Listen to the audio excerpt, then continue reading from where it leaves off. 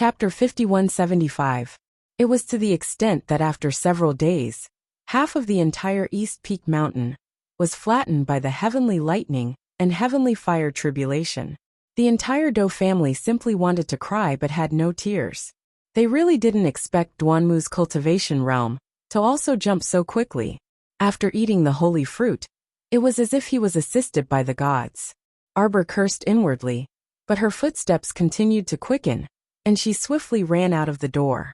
Qi Xuanxuan's group of 7 strode into the court, and immediately saw the little stoic dashing toward them with a big belly.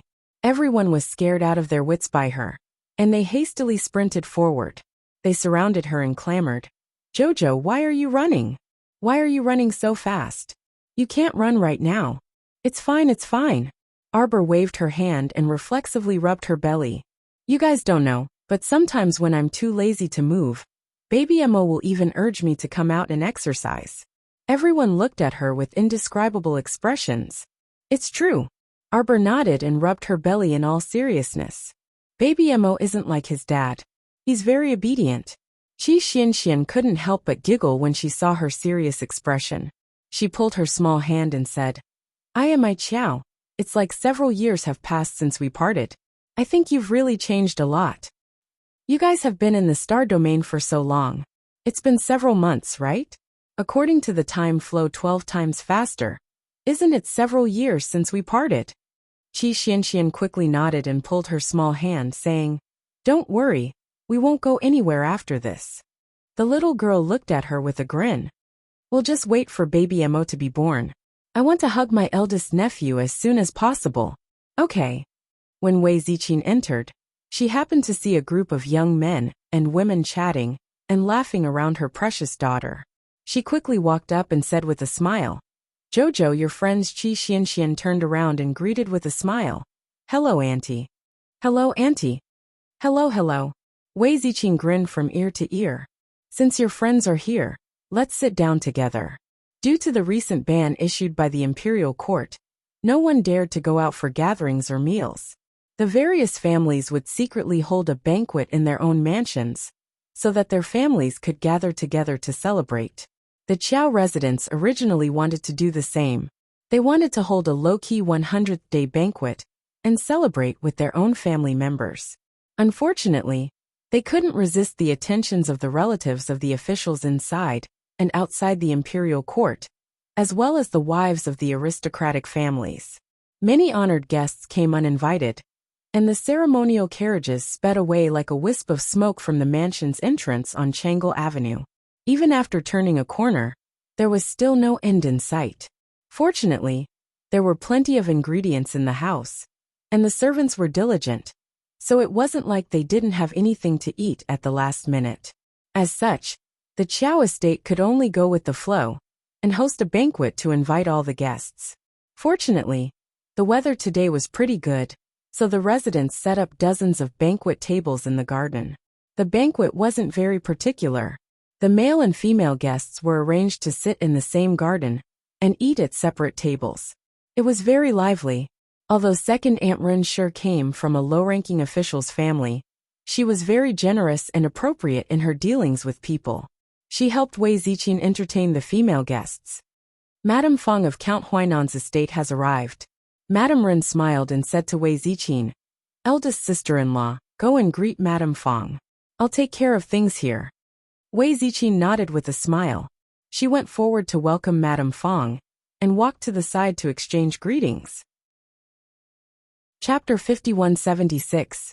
Fong Luiying, who was following behind the woman, spotted Arbor with her sharp eyes. She strode over and said with a chuckle, "Greetings to the Crown Princess." The young Crown Princess nodded slightly and glanced at her mother and Madame Fong. She said, "Madame Fong's complexion looks much better. It's all thanks to the Crown Princess's nourishing food prescription. After so many days of recuperation, my mother's illness has mostly recovered," Fong Luiying said with a smile. "How's your study of basic pharmacology coming along?" "It's all thanks to the Crown Princess's guidance that I've more or less grasped basic pharmacology. Yesterday, my hands were itchy, so I tried to make a hemostatic pill again. I didn't expect that I would succeed on my first try this time. I even made 2 pills. She had been overjoyed at the time. When she saw the young crown princess today, the first thing she wanted to do was share this good news with the little stoic. The little stoic nodded expressionlessly. Since you want to walk the path of pills, you have to continuously study. Fong Luiying hummed in agreement and nodded repeatedly. I will continue to work hard.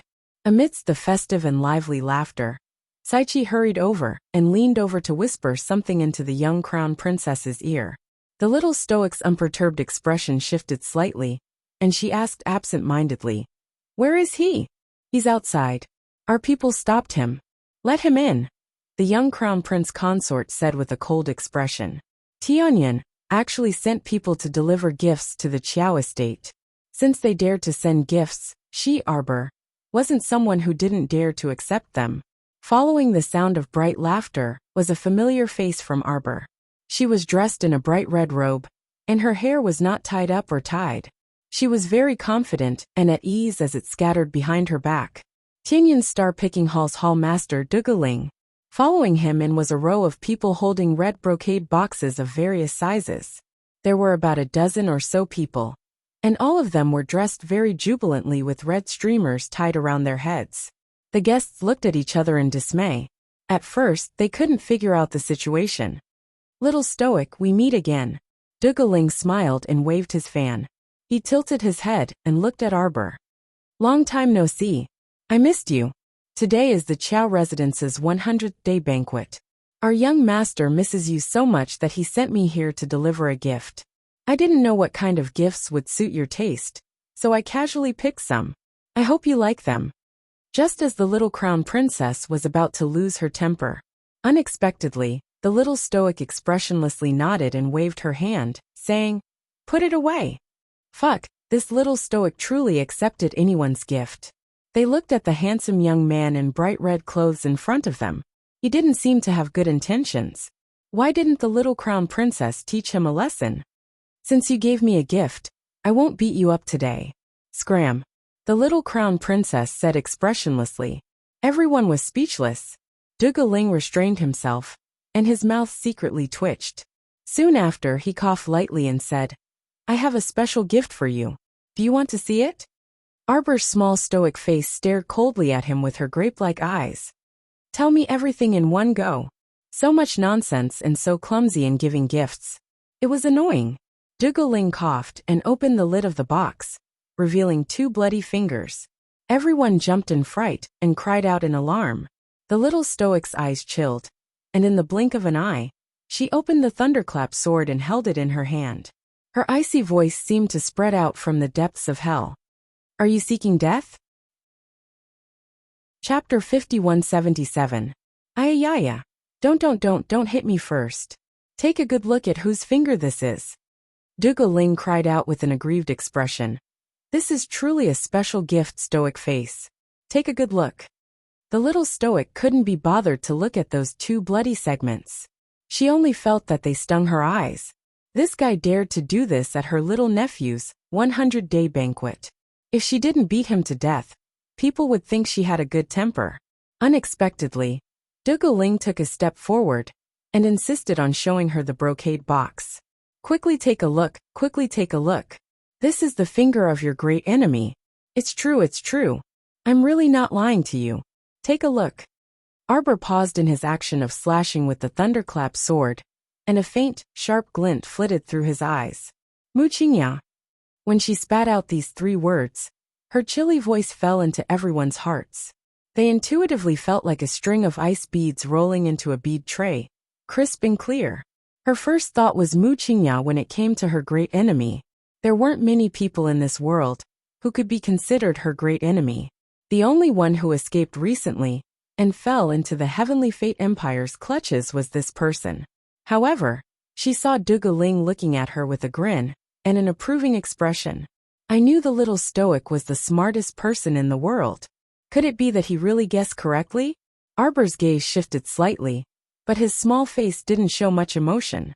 The young sir said that he also didn't know that the old man would send people to kidnap Hall Master Mu. In his heart he felt very apologetic. "Stoic, we didn't send people to do this." The little stoic looked at him expressionlessly. You ran here especially to explain this matter? Even if you didn't do it, it was your heavenly fate empire. You're all jackals of the same lair.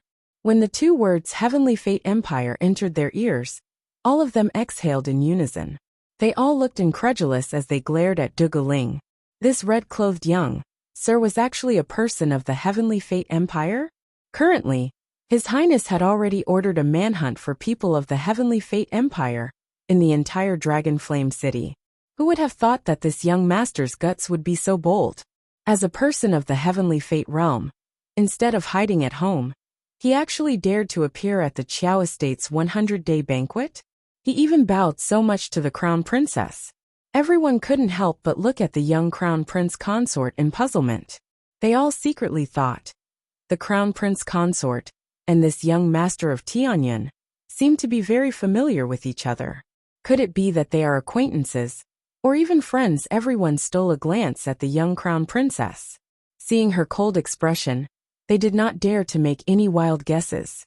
As for everyone's suspicions and guesses at the banquet, it had absolutely nothing to do with the little stoic.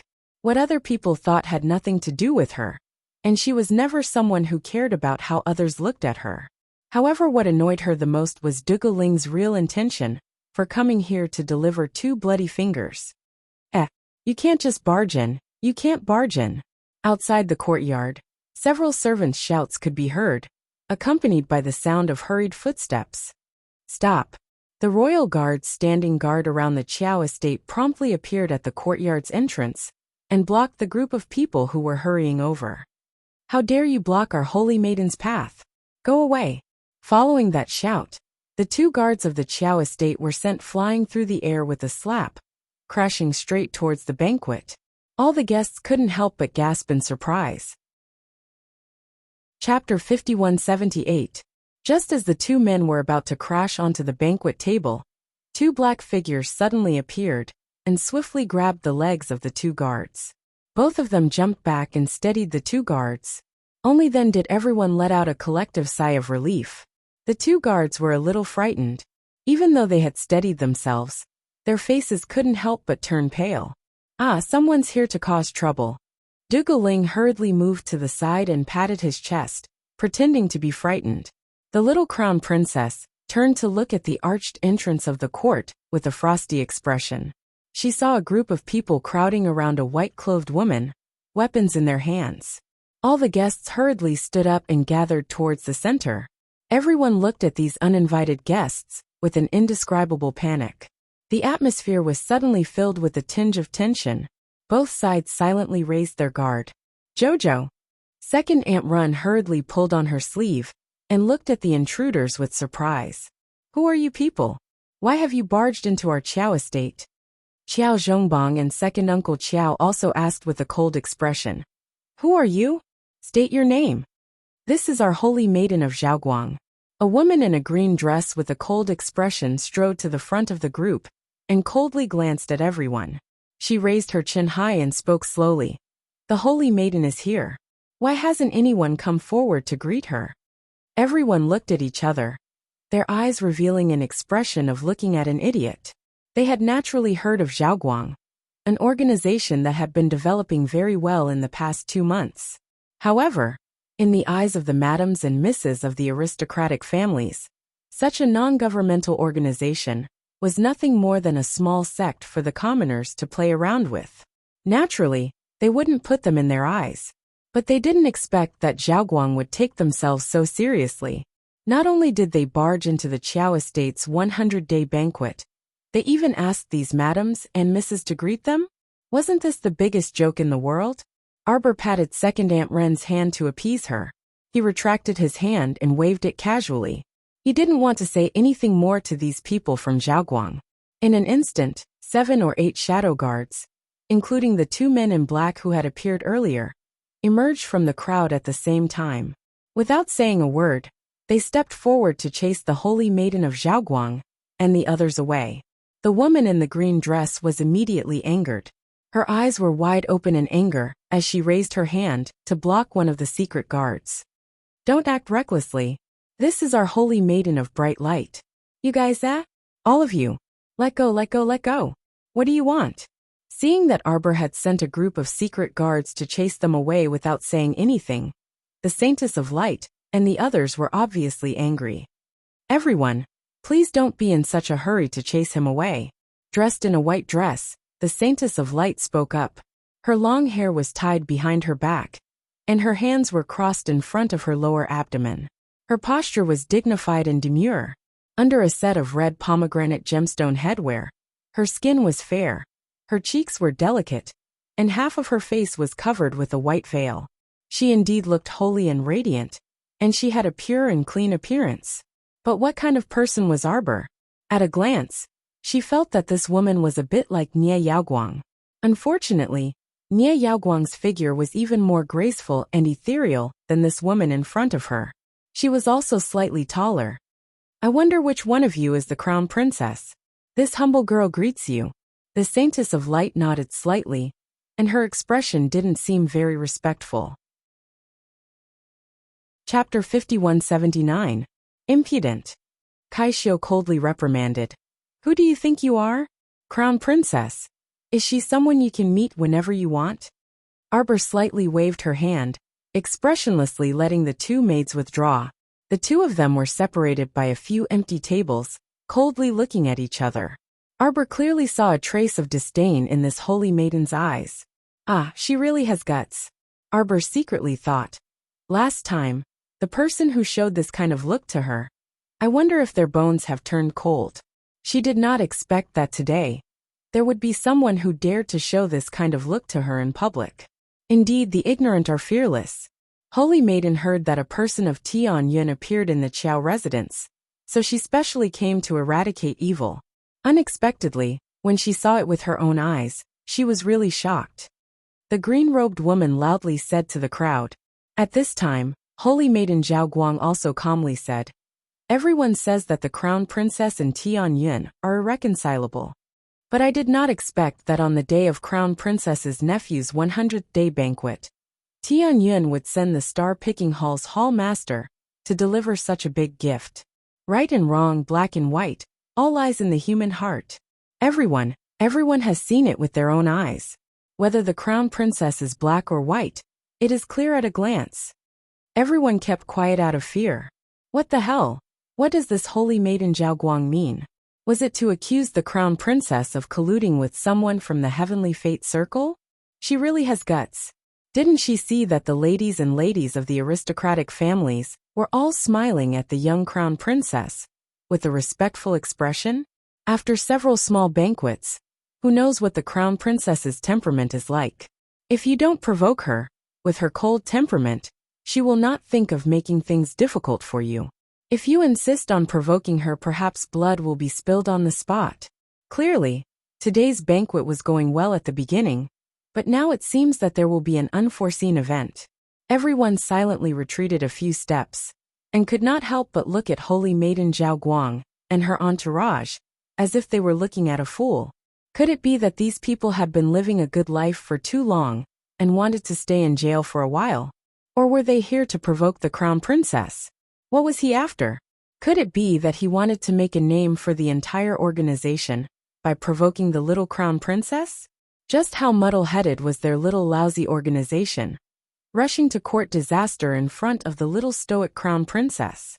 Based on everyone's understanding of the crown princess, they were afraid that this matter would not end peacefully. After the Holy Maiden of Light finished her impassioned speech, she realized that none of the hundreds of people present paid any attention to her. Everyone retreated a little further, very kindly leaving an open space in the middle for the people of the Radiant Organization. Let Zhao Guang perform, and let it continue to court death. As the audience, they just watched silently. Once they received the order from the little crown princess, they could escape at any time, and not watch this liveliness of life and death. It wasn't something that could be casually watched. Now that you're watching the liveliness in the Qiao estate, the grass at your grave will probably grow tall next year. Arbor held her sword in one hand, and lightly swiped it with her white hand, instantly covering the sword with a layer of sizzling electric current. She pointed her long sword at Zhao Guang, and coldly enunciated each word. Today, if you can't defeat me, you will certainly die a violent death. Everyone felt a chill run down their spines as they retreated a few steps out of fear. Defeat me or die, choose, Arbor said coldly. The thunderclap sword emitted a light screeching sound as if it sensed something. Chapter 5180. As the Holy Maiden's closest maidservant, the woman in the green dress was clearly already completely dumbstruck. No. Was there something wrong with this crown princess's brain? If a normal person was exposed to be involved with a public enemy, the evil sect, they would definitely give a proper explanation. Who knew this person actually didn't explain at all. Not only that, but she even openly provoked the Holy Maiden and spoke such harsh words to their Holy Maiden. Was this the reaction a normal person should have? Wasn't she living too recklessly?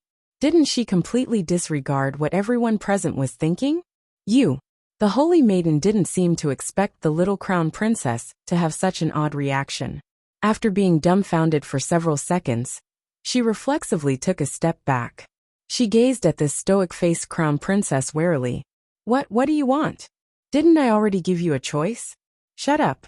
Arbor kicked out a sandalwood stool in front of her, which directly crashed into the Holy Maiden's face. The Holy Maiden jumped in fright and hastily turned around to dodge. But the instant she turned around, she froze on the spot. There was no other reason other than the little stoic crown princess, who was standing behind her and kicking the stool away, actually appeared in front of her now. She was still standing behind her just now. The Holy Maiden hastily looked back and saw that the little crown princess had long disappeared from her original position. Teleportation? This crown princess could actually teleport? The Holy Maiden was alarmed. The two were so close that she reflexively shrunk back in fright. However, she had just shrunk back a step when that crown princess spread her fingers and pinched her neck. From the looks of it, he was going to break her neck. Don't mess around. The Holy Maiden shrieked and hastily covered herself with a defensive barrier. The little crown princess's fingers abruptly passed through her defensive barrier. Everyone saw it clearly. The crown princess's 5 slender fingers really did pass through the Holy Maiden's defensive barrier. Just as her 5 fingers were about to grab the other party's throat, she saw a strong force coming from behind. Zhao Guang was involuntarily pulled back by a fierce force and fell to the ground with a loud bang. He rolled back several times before barely stabilizing his body. Arbor turned around and saw a middle-aged woman with a cold expression standing in front of him. She had her arms crossed and was looking at him coldly. Aunt Fei, are you crazy? How can you treat our saintess like this?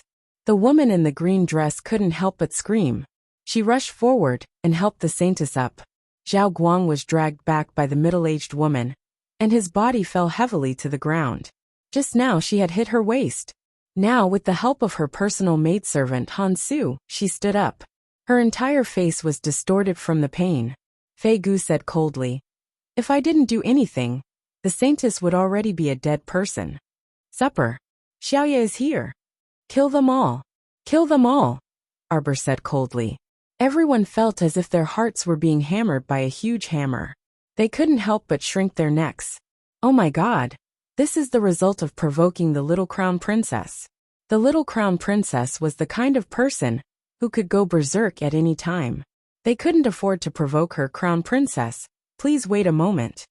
The middle-aged woman, Aunt Fei, hurriedly said, "You people of the Holy Maiden are in charge of everything. How dare you meddle with our crown princess? You can't blame anyone for your own death." Chapter 5181. Aunt Fei got into a defensive stance, and a spiritual aura appeared in her hand as she shouted, "Crown princess, please think carefully.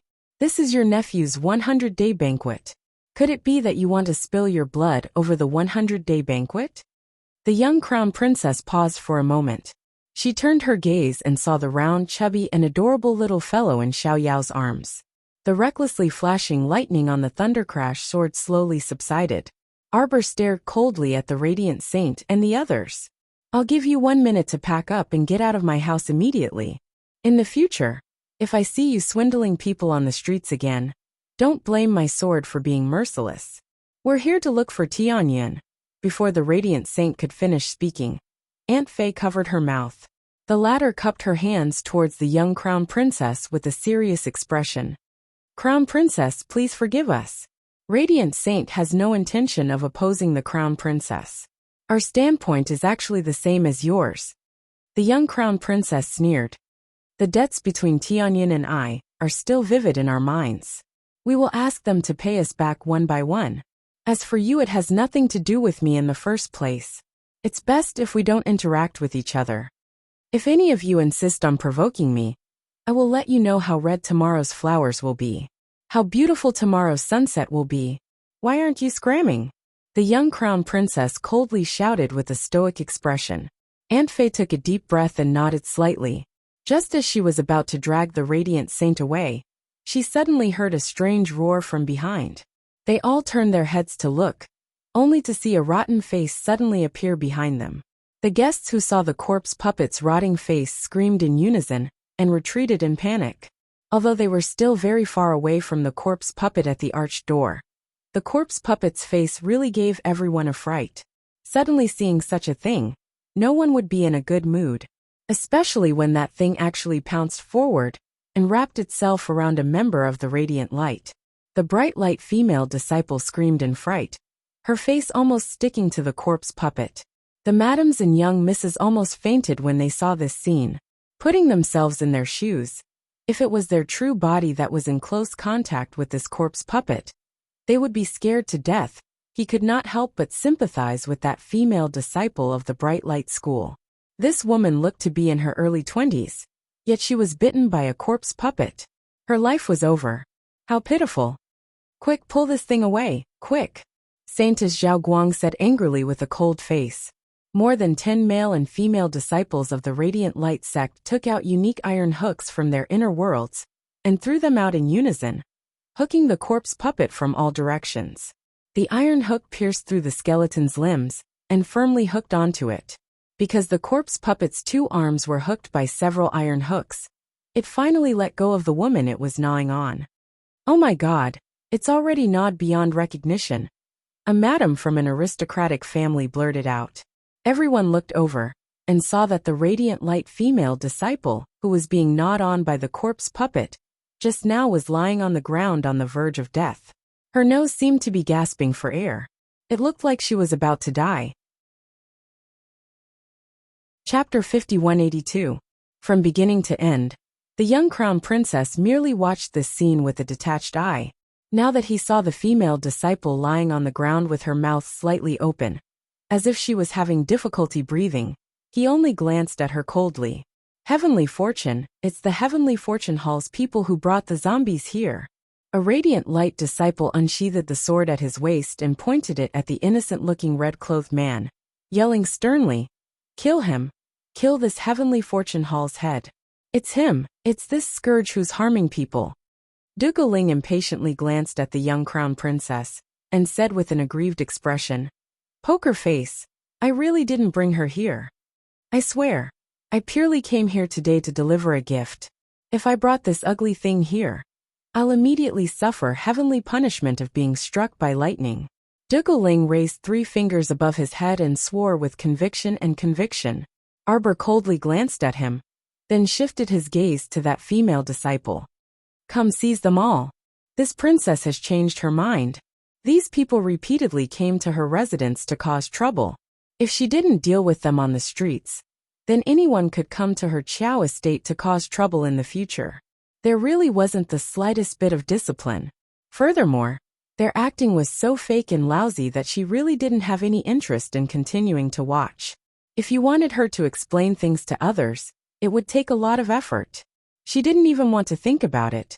She simply didn't waste words with you when she gave orders. What do you want to do?" The Radiant Light Holy Maiden couldn't help but panic, and she vigilantly stared at Xiao Ye's entourage, who were approaching step by step. "Don't mess around, I'm warning you.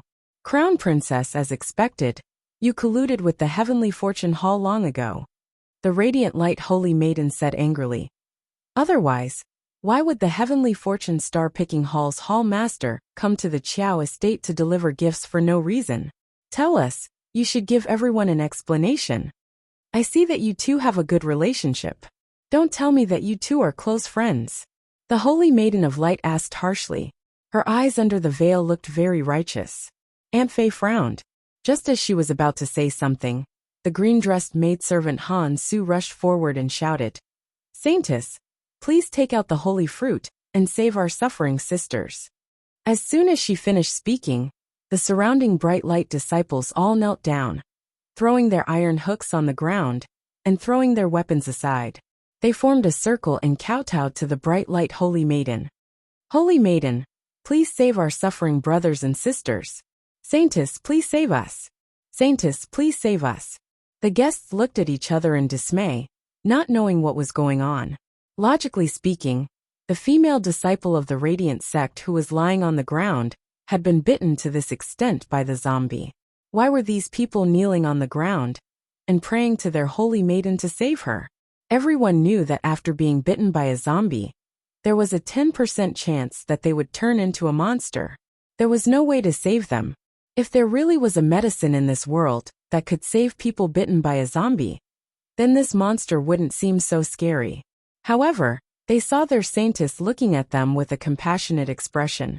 She sighed and said, "My pitiful brothers and sisters of bright light, you have devoted yourselves to the cause of exterminating corpse puppets and saving the world.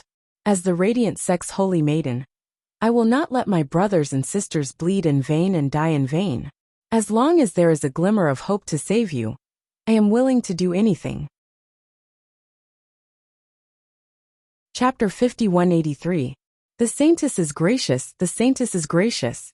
The surrounding fools were kneeling and kowtowing, creating a ruckus at the Qiao estate's entrance. The cold smile on Arbor's face tightened even more. When Prince Mo entered, he initially thought that he had entered the wrong door. He didn't know what these demons and ghosts at the entrance were singing, but they completely blocked his words of "Wife, this husband has returned late." "Wife, what's going on, what's going on?" Prince Mo stepped through the door, his gaze coldly sweeping over the faces of all the guests. When everyone saw that this crown prince had arrived, they hurriedly knelt and kowtowed, calling out "Your Highness" and "Crown Prince." There was even a very quick-witted official who very nimbly explained, "Your Highness, none of us here caused any trouble. These people at the entrance were brought here by Zhaoguang, and that female immortal who is being kowtowed to is the Saintess of Zhaoguang, Yuan Maui." What a joke! If the great crown prince remembered them, how could they have any good days in the future? They had to explain the situation clearly. They had completely obediently come to the banquet to present gifts and absolutely didn't have any other intentions. Nor did they dare to have any other intentions. If this Saintess of Zhaoguang hadn't barged in with people, the banquet would still be fine. "Yes, yes, Your Highness, the Crown Prince is wise." It was indeed the Saintess of Zhaoguang's sudden arrival that caused such a mess at the entrance. "Wife." Prince Mo hurriedly grasped his wife's small hand. When he saw his wife's expression, his handsome face immediately stiffened, and he angrily questioned, "Who made the crown princess angry?" His wife's stoic face puffed up in anger.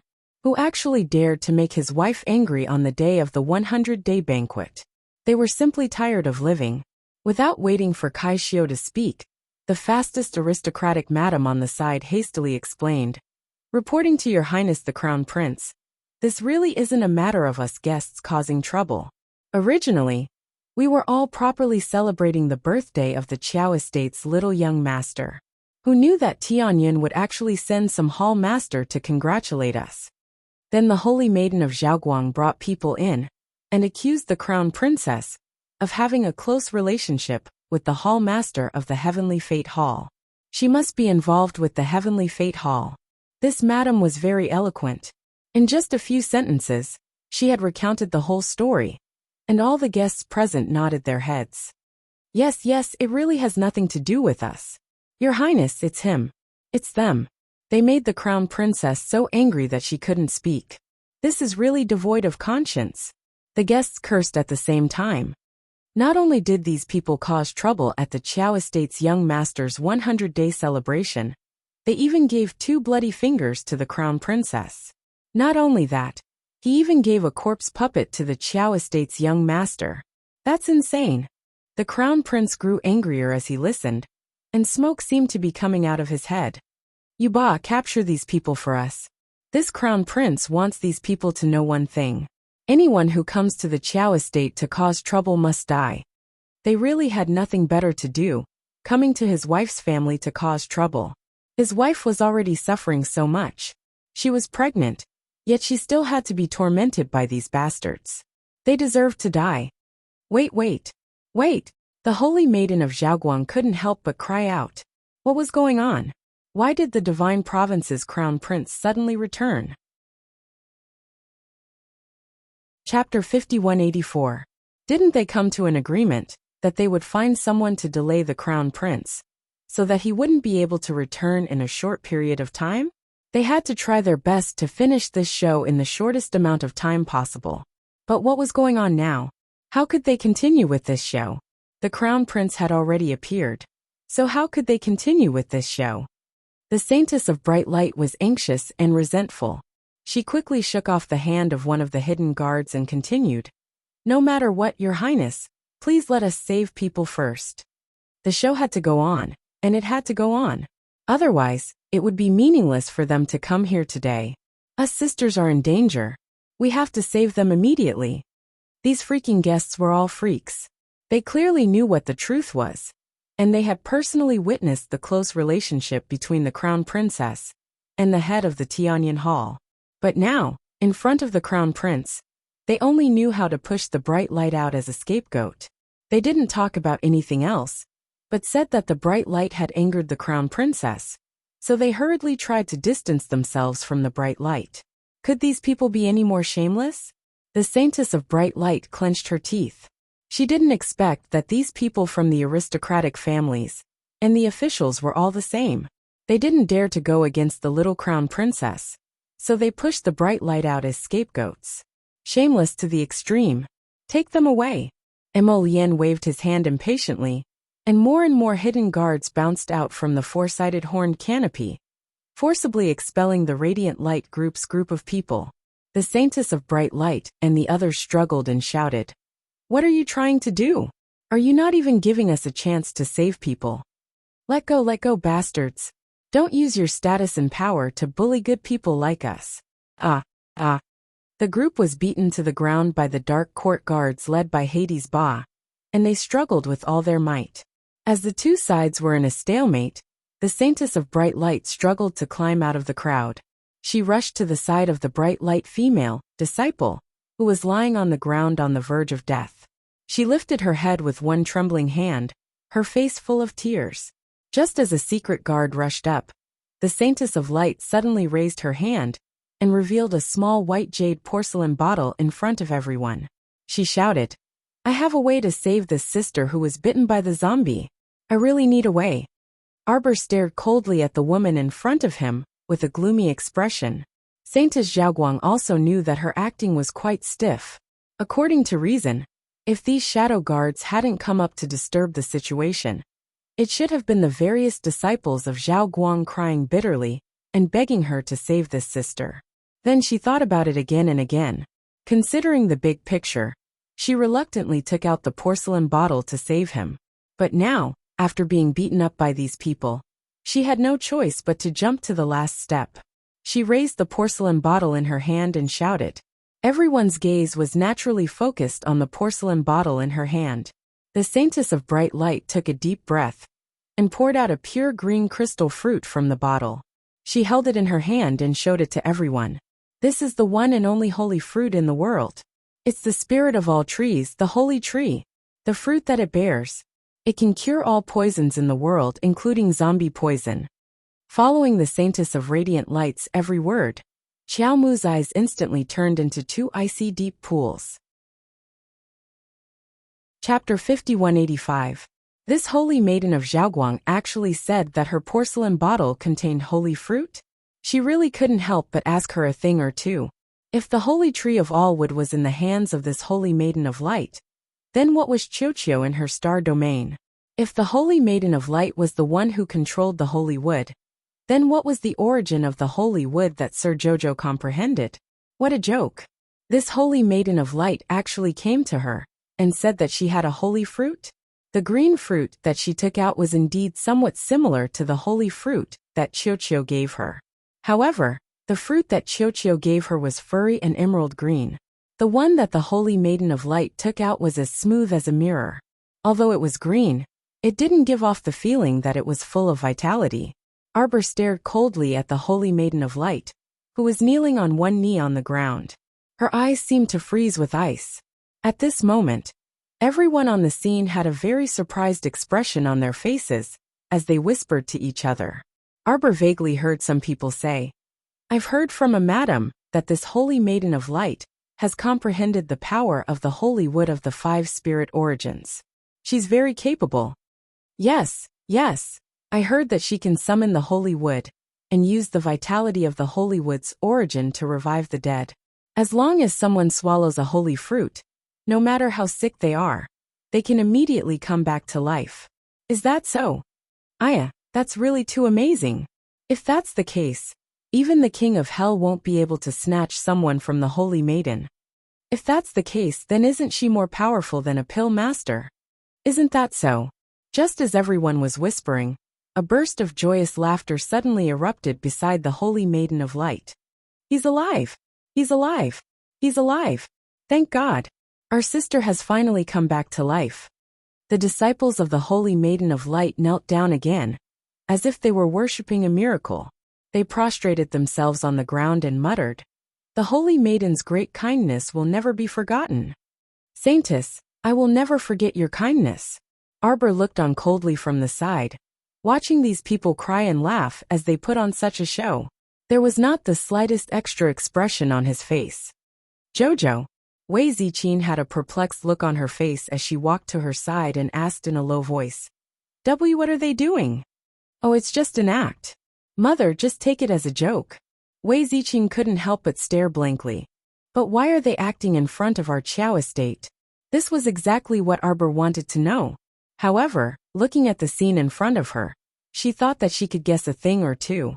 Today, her little nephew was holding a 100th-day banquet, and those who had come to the Qiao estate were all famous officials, nobles, and prominent families in the city. With Zhaoguang doing such a thing at their doorstep, it was bound to raise the reputation of the entire organization. He wanted to use their family as a stepping stone to climb up the social ladder. It was a good idea, but unfortunately it also depended on whether the little crown princess would give them face. "What are you still standing there for? What's there to see in such a fake show?" Emo Lien said impatiently. "Aren't you going to take them all down?" Hearing this, Yuba and the rest did not hesitate. They hurriedly pounced forward and started punching and kicking. They did not care if they caught the people of Zhaoguang. No matter if they were men or women, they would beat them up first. The Holy Maiden of Light and the rest were all stunned. Especially this Holy Maiden. She really did not expect to be treated like this. Chapter 5186. She had already put in so much effort to put on such an act. So how could this crown prince still be so unreasonable? Didn't he see that the holy fruit she took out saved a female disciple on the brink of death in front of everyone's eyes? Didn't he know what this meant? This meant that she, the Saintess of Bright Light, could revive the dead and resolve the series of disasters that Tianyin had created. She could save those normal people who had been infected by corpse poison. As long as she wanted, as long as she was willing, that entire Bright Light could save even more people from the abyss of suffering in the future. As the crown prince of the divine province, how could he be so short-sighted? Just because of that little crown princess, he could disregard the country's important matters? How could he be so selfish and let down the trust of the divine province's citizens and his ancestors? When the Saintess of Bright Light thought of this, she suddenly felt a pain in her head. Someone had actually pressed her head down and slapped her into kneeling on the ground. What are you doing?" The Saintess flew into a rage, and her body couldn't help but twist back and forth in their hands. Stop slapping. How could the Saintess of Bright Light be a match for the court guards after her head was slapped several times in succession? Together with Aunt Fei and the rest, they were all subdued by the hidden guards on the spot and forced to kneel on the ground in 2 obedient rows. "Speak." Arbor spoke faintly as he stared at the Saintess of Bright Light kneeling at the very front and asked, "Where did you place the Holywood fragment?" This Saintess of Bright Light was truly quite an interesting person. She came to the door herself and allowed the sapling Qiuqiu to sense a bit of the power of the holy wood in her body. Indeed, the saintess of bright light didn't lie. She had indeed used the power of the spirit of the holy wood. Unfortunately, it wasn't as she had boasted, that she had comprehended the power of the wood spirit's origin on her own. Just like how the holy water sect had borrowed the power of the holy water back then, this saintess was also the same. Borrowing and comprehending on one's own were definitely completely different.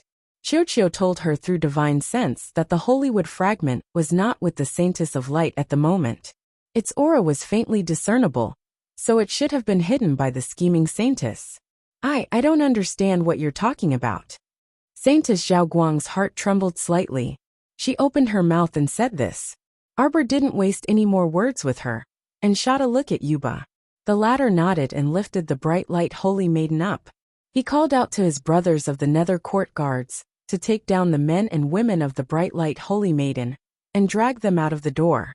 From the looks of it, there was an 80% chance that everyone here was going to be imprisoned. Only then did those people from Zhaoguang shout out in panic. Don't! Your Highness, Crown Princess. We are Zhaoguang's people, no, not Tianyun's. That's right, Your Highness the Crown Prince. We are the sects that are fighting against the heavenly fate together with the people of the divine land. You can't do this to us. There are only so many of us for our holy fruit. You can't arrest us, you can't drag us into prison. That's right. We are the saintess. Io. The noise was quickly silenced by a few kicks from the underworld court guards. The hidden guards didn't care whether they were making a fuss or not. After all, they had received His Highness the Crown Prince's orders, and only cared about dragging them out. Qiuqiu's last fragment is related to this woman. She can't die for now. Chapter 5187. Moreover, the origins of this woman and her organization were quite suspicious. They had to be thoroughly investigated. When Xiaomu turned around to look, she saw that Dugaling had left at some unknown time. He had left quietly and soundlessly, and had long since disappeared without a trace. She couldn't help but frown. People from Tianyun and Zhaoguang had entered her Qiao estate's gates at the right time. Could it be that there really wasn't any connection? She couldn't help but suspect this. Tianyun and Zhaoguang. Did they have some kind of connection? Wife, don't get angry with idle people. The Crown Prince held her hand and consoled her in a low voice. These people aren't worth getting angry with, understand? Arbor nodded and looked up at him. Didn't you send a message back earlier, saying that you had some matters to attend to, and might not be able to make it back in time? I wanted to come back earlier to accompany you. Crown Prince Emo smiled as he paused while holding her small hand. Speaking of today's matter, it is a bit fishy. I was held back by some matters, and this group of people barged into our home. I feel that there might be some connection between the two. Arbor knew that her husband was especially sensitive when it came to matters. Since he said so, then there really was a problem. You mean to say that the people who caused trouble for you might be from Zhaoguang? Perhaps they wanted to use some trivial matters to hold you back, so that you wouldn't be able to make it back in time. Wife, this is telepathy, isn't it? I thought that my wife might need me, so I hurriedly finished the matters at hand and came back. Prince Emo lowered his head and winked at Arbor. As expected, many people with bad intentions have come to our home again. Emolien tugged Arbor's small hand. Jojo, don't worry. Hubby is here for everything. They won't be able to bully our family. Arbor grunted and nodded. Right now, I want to figure out what's going on with this holy maiden of Zhaoguang. She has the aura of a seed fragment. According to Qiuqiu, this should be the last fragment. Once Qiuqiu collected all the fragments, its holy wood spirit would be completely recovered. In other words, it would be a piece of cake for it to produce holy fruits in the future. Emolien nodded. Then we still have to ask that saintess. The banquet became lively again. Although everyone was toasting each other and eating and drinking with smiles on their faces, Xiaomu could tell that these people were more or less contemplative. It was probably because the holy fruit just now was too shocking. At this moment, everyone was still immersed in their own thoughts. His Highness the Crown Prince had captured the holy maiden of Zhaoguang. Then the people in their organization would not let this matter rest. After all, She could save thousands of saintesses of radiance who were poisoned by the corpse poison. On Changel North Street, in a very inconspicuous courtyard, in the depths of a dark and narrow path, there was a small, dark and cramped woodshed. The mournful sound came from there. Anyone who heard it couldn't help but feel their hair stand on end. Mu Xiaoxue clenched her hands tightly as she followed behind her father Mu Jinghong. She didn't dare to look at the gloomy and dark surroundings. Ever since she returned to the City of Shadows, the city lord's wife, Zhu Yan, hadn't let her have a good day. Chapter 5188. Mu Xiaoxue was worried about her mother. She didn't eat or sleep well in the City of Shadows. Now that she heard that her father Mu Jinghong knew about her mother's whereabouts, she begged Mu Jinghong to bring her along. Accompanying her were her two senior brothers Zhao Yi and Gui Xuan. Although she had her senior brothers to take care of her in the City of Shadows, these men weren't of much use. In front of the city lord's wife, Zhu Yan, they could only be obedient. They weren't Zhu Yan's match at all. Speaking of Zhu Yan, Mu Xiaoxue was really angry. She relied on her status as the city lord's wife, and was in charge of the City of Shadows to bully her from time to time.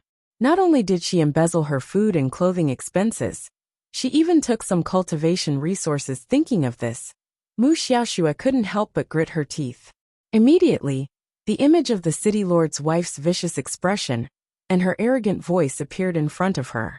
Since Miss Xiaoxue is a cripple, it means that there is no use in giving her these cultivation resources. It's better to give her cultivation resources to the other disciples with good aptitudes. So what if she was a normal person and a cripple? A cripple couldn't have her own cultivation resources, and couldn't try to awaken her meridians? Yes, her age didn't meet the criteria for awakening her meridians, but there was still an inextinguishable flame hidden in her heart. She wanted to embark on the path of cultivation. She also hoped that she could be like Mu Fei Xia. Even if her cultivation was average, she would at least be a low-level spirit master with an inner world. That would be enough, alright? As long as she could become a low-level spirit master, even if it was only level 1, as long as she could comprehend any of the 5 spirit energies between heaven and earth, even if it was only the 4th or 5th level of water spirit or wood spirit, it would still be much better than nothing. She really didn't have high expectations for herself. She really didn't have high expectations. However, even so, the heavens weren't willing to give her such a small hope. Every time the city lord's wife said the word cripple, it was like holding a sharp dagger and firmly stabbing into her heart.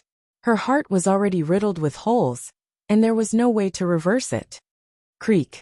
As the door of the woodshed was pushed open by Mu Jinghong with one hand, a terrifying and stifled cry of pain came from inside. That cry was like the roar of a suppressed beast.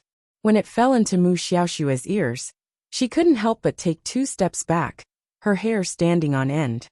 Schwer! Gui Xuan's eyes were sharp and his hands were quick. He hurriedly supported his beloved junior sister and looked at her tenderly.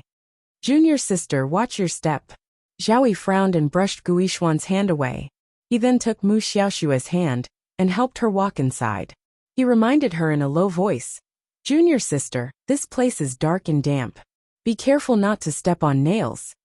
Looking at Zhao Yi's attitude, Gui Xuan could not help but feel a knot in his heart. It was true that he had only joined the City of Shadows not long ago, but his sincerity toward his junior sister was no less than anyone else's. This senior brother Zhao Yi, it was fine if he always found fault with him, but in front of a beauty, he always wanted to compete with him. It was simply hateful. Zhao Yi supported Mu Xiaoxue and stepped into the cramped and dark woodshed. He glanced at the person behind him and deliberately stretched out his leg to kick Gui Xuan. Chapter 5189. This kick caused Gui Xuan to stumble slightly, delaying the two by half a step. Gui Xuan was so angry that smoke came out of his head. He could only watch helplessly as Zhao Yi led his junior sister into the woodshed. A trace of resentment emerged in his heart. The seed of resentment was buried in his heart. He only needed to stimulate it a little every day, and it would grow as if it had taken root and sprouted. Damn Zhao Yi! Gui Xuan gritted his teeth and followed in. Because his steps were too big, He kicked the door frame, making a bang sound. Mu Jinghong frowned and turned to look. He said coldly to Guishuan, "Be careful." "Yes, master." Guishuan was shocked. He hurriedly bowed, and did not dare to show the slightest anger on his face. Mu Jinghong was too lazy to care about his disciples. This Guishuan, if it were not for his daughter Mu Xiaoxue asking him to accept him as a disciple, with his ordinary aptitude, he would not be qualified to enter the City of Shadows. It was only because of the power of the Gu family behind Guishuan.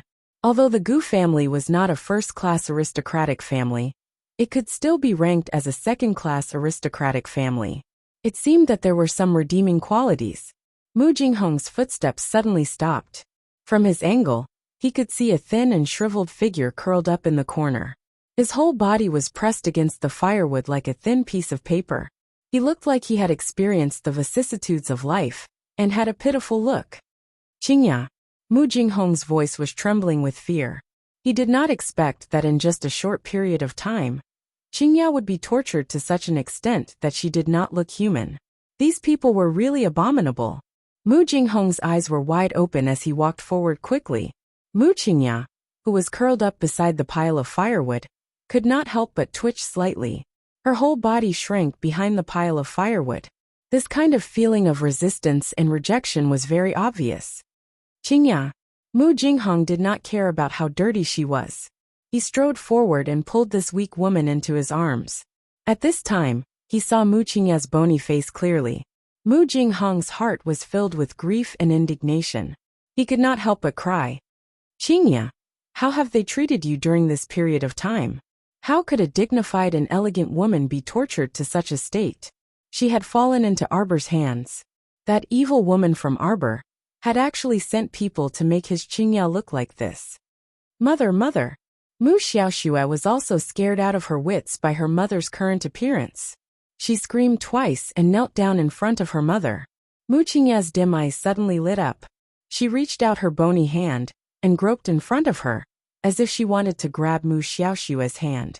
However, when Mu Xiaoxue saw her mother's dark, bone-like claws, she hesitated and subconsciously shrank back. Although her movements were very fast, Mu Qingya could still see her daughter's movements clearly even though her vision was blurry. Her retraction of her hand was like a heavy punch to Mu Qingya's heart. Mu Qingya's heart twitched. The sound that came out of her mouth was as if she had been run over by a wheel. She called out Xiaoxue in a deep voice and raised her trembling hand again.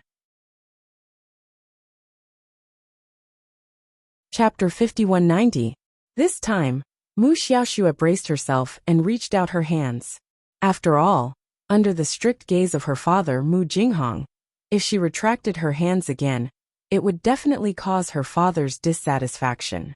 Right now, in the entire City of Shadows, the only person who could protect her was her father. Naturally, she wouldn't provoke her father's anger over such a small matter. However, when her mother's bony and incomparably cold hands touched her, Mu Xiaoxue couldn't help but feel a chill run down her spine. It was really like a pair of hands of a dead person. Not to mention the lack of warmth, there were even rotting acne on the back of the hands. She didn't know what kind of feelings her father had for her mother.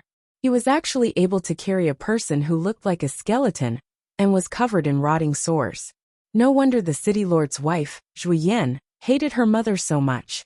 Compared to the city lord's wife, it was obvious that her father's love for her mother, Mu Qingya, was unquestionable.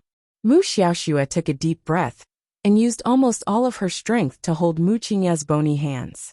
With this touch, she felt that her mother was missing 2 pinky fingers. She was so shocked that she almost let go. Mu Qingya said intermittently, "Xiaoxue." "Jinghong." Mu Jinghong hurriedly hugged her and said in a deep voice, "I'm here, Qingya. Don't worry. Your illness will definitely get better. I will send the best people to treat you. However, before I reach an agreement with the second young master, I will have to trouble you to stay here for a few more days." Mu Qingya spent a lot of effort before slowly nodding her head. I know. However, she knew her own body better than anyone else. This body was about to collapse.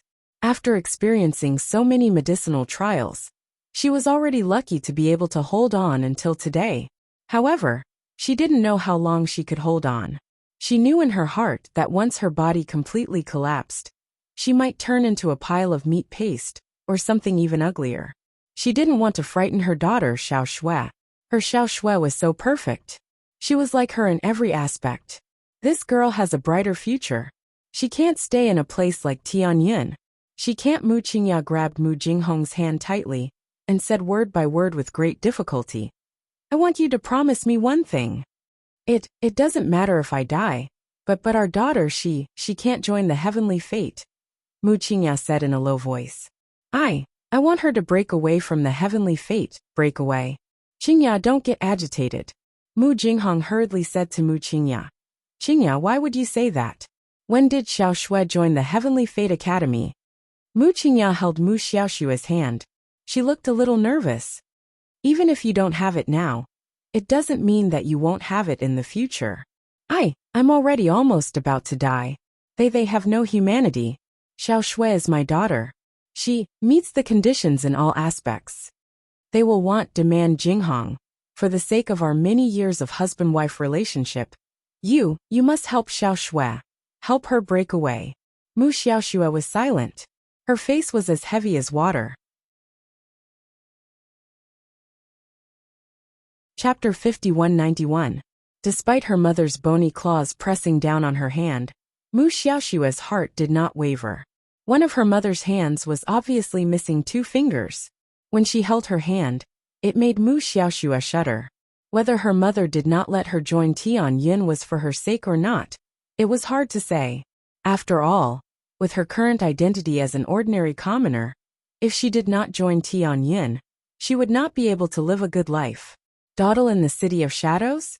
With that woman Zhui Yin in the City of Shadows, Mu Xiaoxue would never have a good life. Other than joining Tianyin, what else could she do?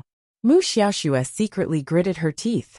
If she joined Tianyin, her fate would probably change greatly. If she listened to Mu Qingya's words, he was afraid that he could only muddle along like this for the rest of his life. In front of Mu Jinghong, Mu Xiaoxue did not dare to say anything. She just lowered her head in silence. Mu Qingya said, If Tianyin must use my daughter, then Mu Roxuan can help. Anyway, she has already taken the improved medicine. Okay. Mu Jinghong nodded and looked at the skinny woman in her arms with a gentle expression. Qingya, don't worry. I have heard everything you said. You will get better. You will definitely get better. You are such a strange woman. God must be reluctant to let you go like this. Mu Jinghong held Mu Qingya's hand and sighed softly. Mu Qingya showed a self-deprecating smile. Is it? God? She never believed in God, nor did she believe in fate. Heaven had never been kind to her, or even to her daughter. Otherwise, her daughter would not be like her, born a cripple. This was the heavens being unfair to her and her mother. God had never given her any hope, nor had he given her any tenderness. So why should she be kind to others? This was especially true for those talented geniuses who seemed to have saved the world with their own protagonist aura. None of them could feel the pain of being a mediocre human. No one could understand her pain, unwillingness, and resentment. These people should be like Long Chuyin and experience what it felt like to walk down from the altar and into the abyss. Why did she have to be an ordinary person who was at the mercy of others just because she worked so hard? Arbor has a lot of secrets. Mu Qingya held Mu Xiaoshua's hand and said in a hoarse voice, You'd better avoid her. She's not someone you can handle. This person who had been reborn was like a demon who had returned from hell. Her daughter, Mu Xiaoxue, was definitely no match for this woman. Whether it was in terms of strength or intelligence, it was impossible to surpass them. The best method was to warn Xiao Shui to stay away from this woman. Stay away from this evil spirit, the further the better, and never provoke her for the rest of her life. Unexpectedly, the more Mu Qingya said, the more indignant Mu Xiaoxue became. She had suffered at the hands of Arbor too many times to count. Every time he saw this woman, Xiao Mu, he would suffer at her hands without exception. Why did even her mother look down on her and say that she was no match for others? She was unwilling, indignant, and her heart was filled with anger.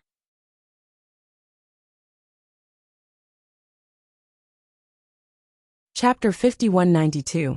Wasn't it because that woman's cultivation was much higher than hers that she dared to speak and act so presumptuously? If only she, Xiao Muxia, could have this ability. Who knew who would be the one begging whom now? If I didn't guess wrongly, Arbor not only has a portable spirit domain, he might also have the spirit of the holy wood. The holy wood of the 5 spirit origins? Mu Xiaoshua's eyes were crimson red, and flames of jealousy shot out wantonly from the depths of her heart. She had heard her mother mention that Arbor had inherited the 10,000-year-old mermaid pearl that her mother, Long Chuyan, had given her.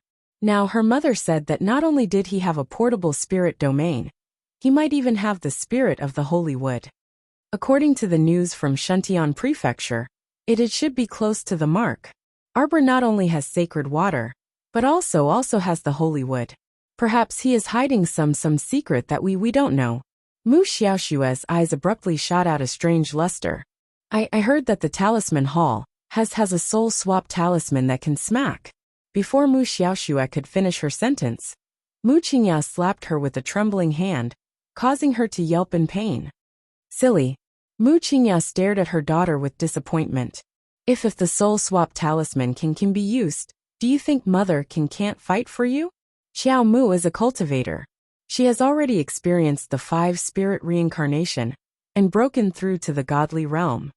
Mu Qingya laboriously enunciated each word. With your normal person's soul energy, do you think? Can you swap out her powerful soul? If you do it rashly, you will probably only be consigned to eternal damnation. Mu Qingya supported her body with difficulty. Daughter, actually, being a normal person may not be unhappy. I only know that if I become a normal person with no accomplishments and don't strive for anything, I might just live a mediocre life without obtaining anything. I can't accept it. I can't accept it. Mu Xiaoshua's voice choked with sobs. She pushed Mu Qingya's arm away and ran out sobbing while covering her face. Xiaoshua. Mu Jinghong roared in displeasure. Mu Qingya, on the other hand, coughed violently due to anger. Zhaoyi hurriedly said, Master, I will go out and take a look at junior sister. Master, I'll go see junior sister too. Guishuan hurriedly followed. If something happened to his junior sister, Guishuan felt that he might not be able to live on. His junior sister's crying appearance just now really made one's heart ache.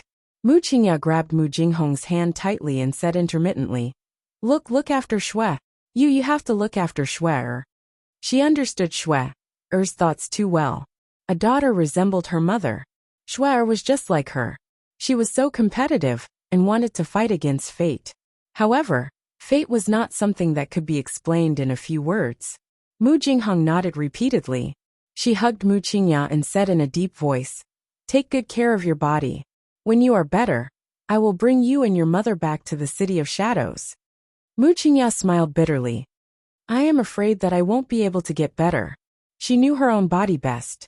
Huang He and those bitches had probably used no less than 1,000 kinds of drugs on her. Her body was on the verge of collapse. It was only a matter of time.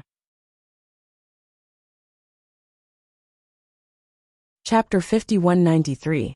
I won't. Mu Jinghong hurriedly shook his head.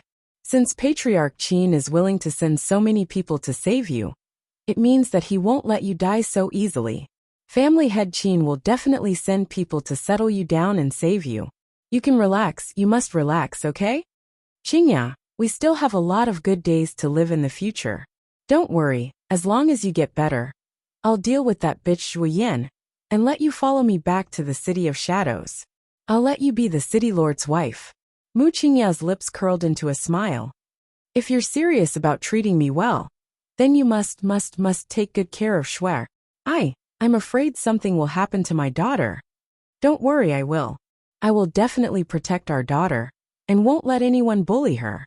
Mu Qingya nodded tiredly. Mu Jinghong's hand suddenly grasped Mu Qingya's hands tightly. When he touched her 2 broken fingers, a trace of anger flashed through his eyes. Qingya, don't worry. I will talk to second young master again. I will definitely ask them to let you go as soon as possible. Mu Qingya only smiled faintly and didn't say anything. She knew very well in her heart. Mu Jinghong couldn't say anything in front of second young master. Second young master was willing to give him some face, and let him bring his daughter to visit her. This was already considered generous. As for men's vows and sweet words, it was fine to just listen to them. She Wuxia had lived a miserable life and was not tolerated by the heavens. She didn't want her daughter to walk down her old path. It was too hard and not worth it. She shouldn't let her good years go to waste. Mu Xiaoshua's cries reached Gu Yishuan's ears from afar, causing his heart to clench. He couldn't bear it.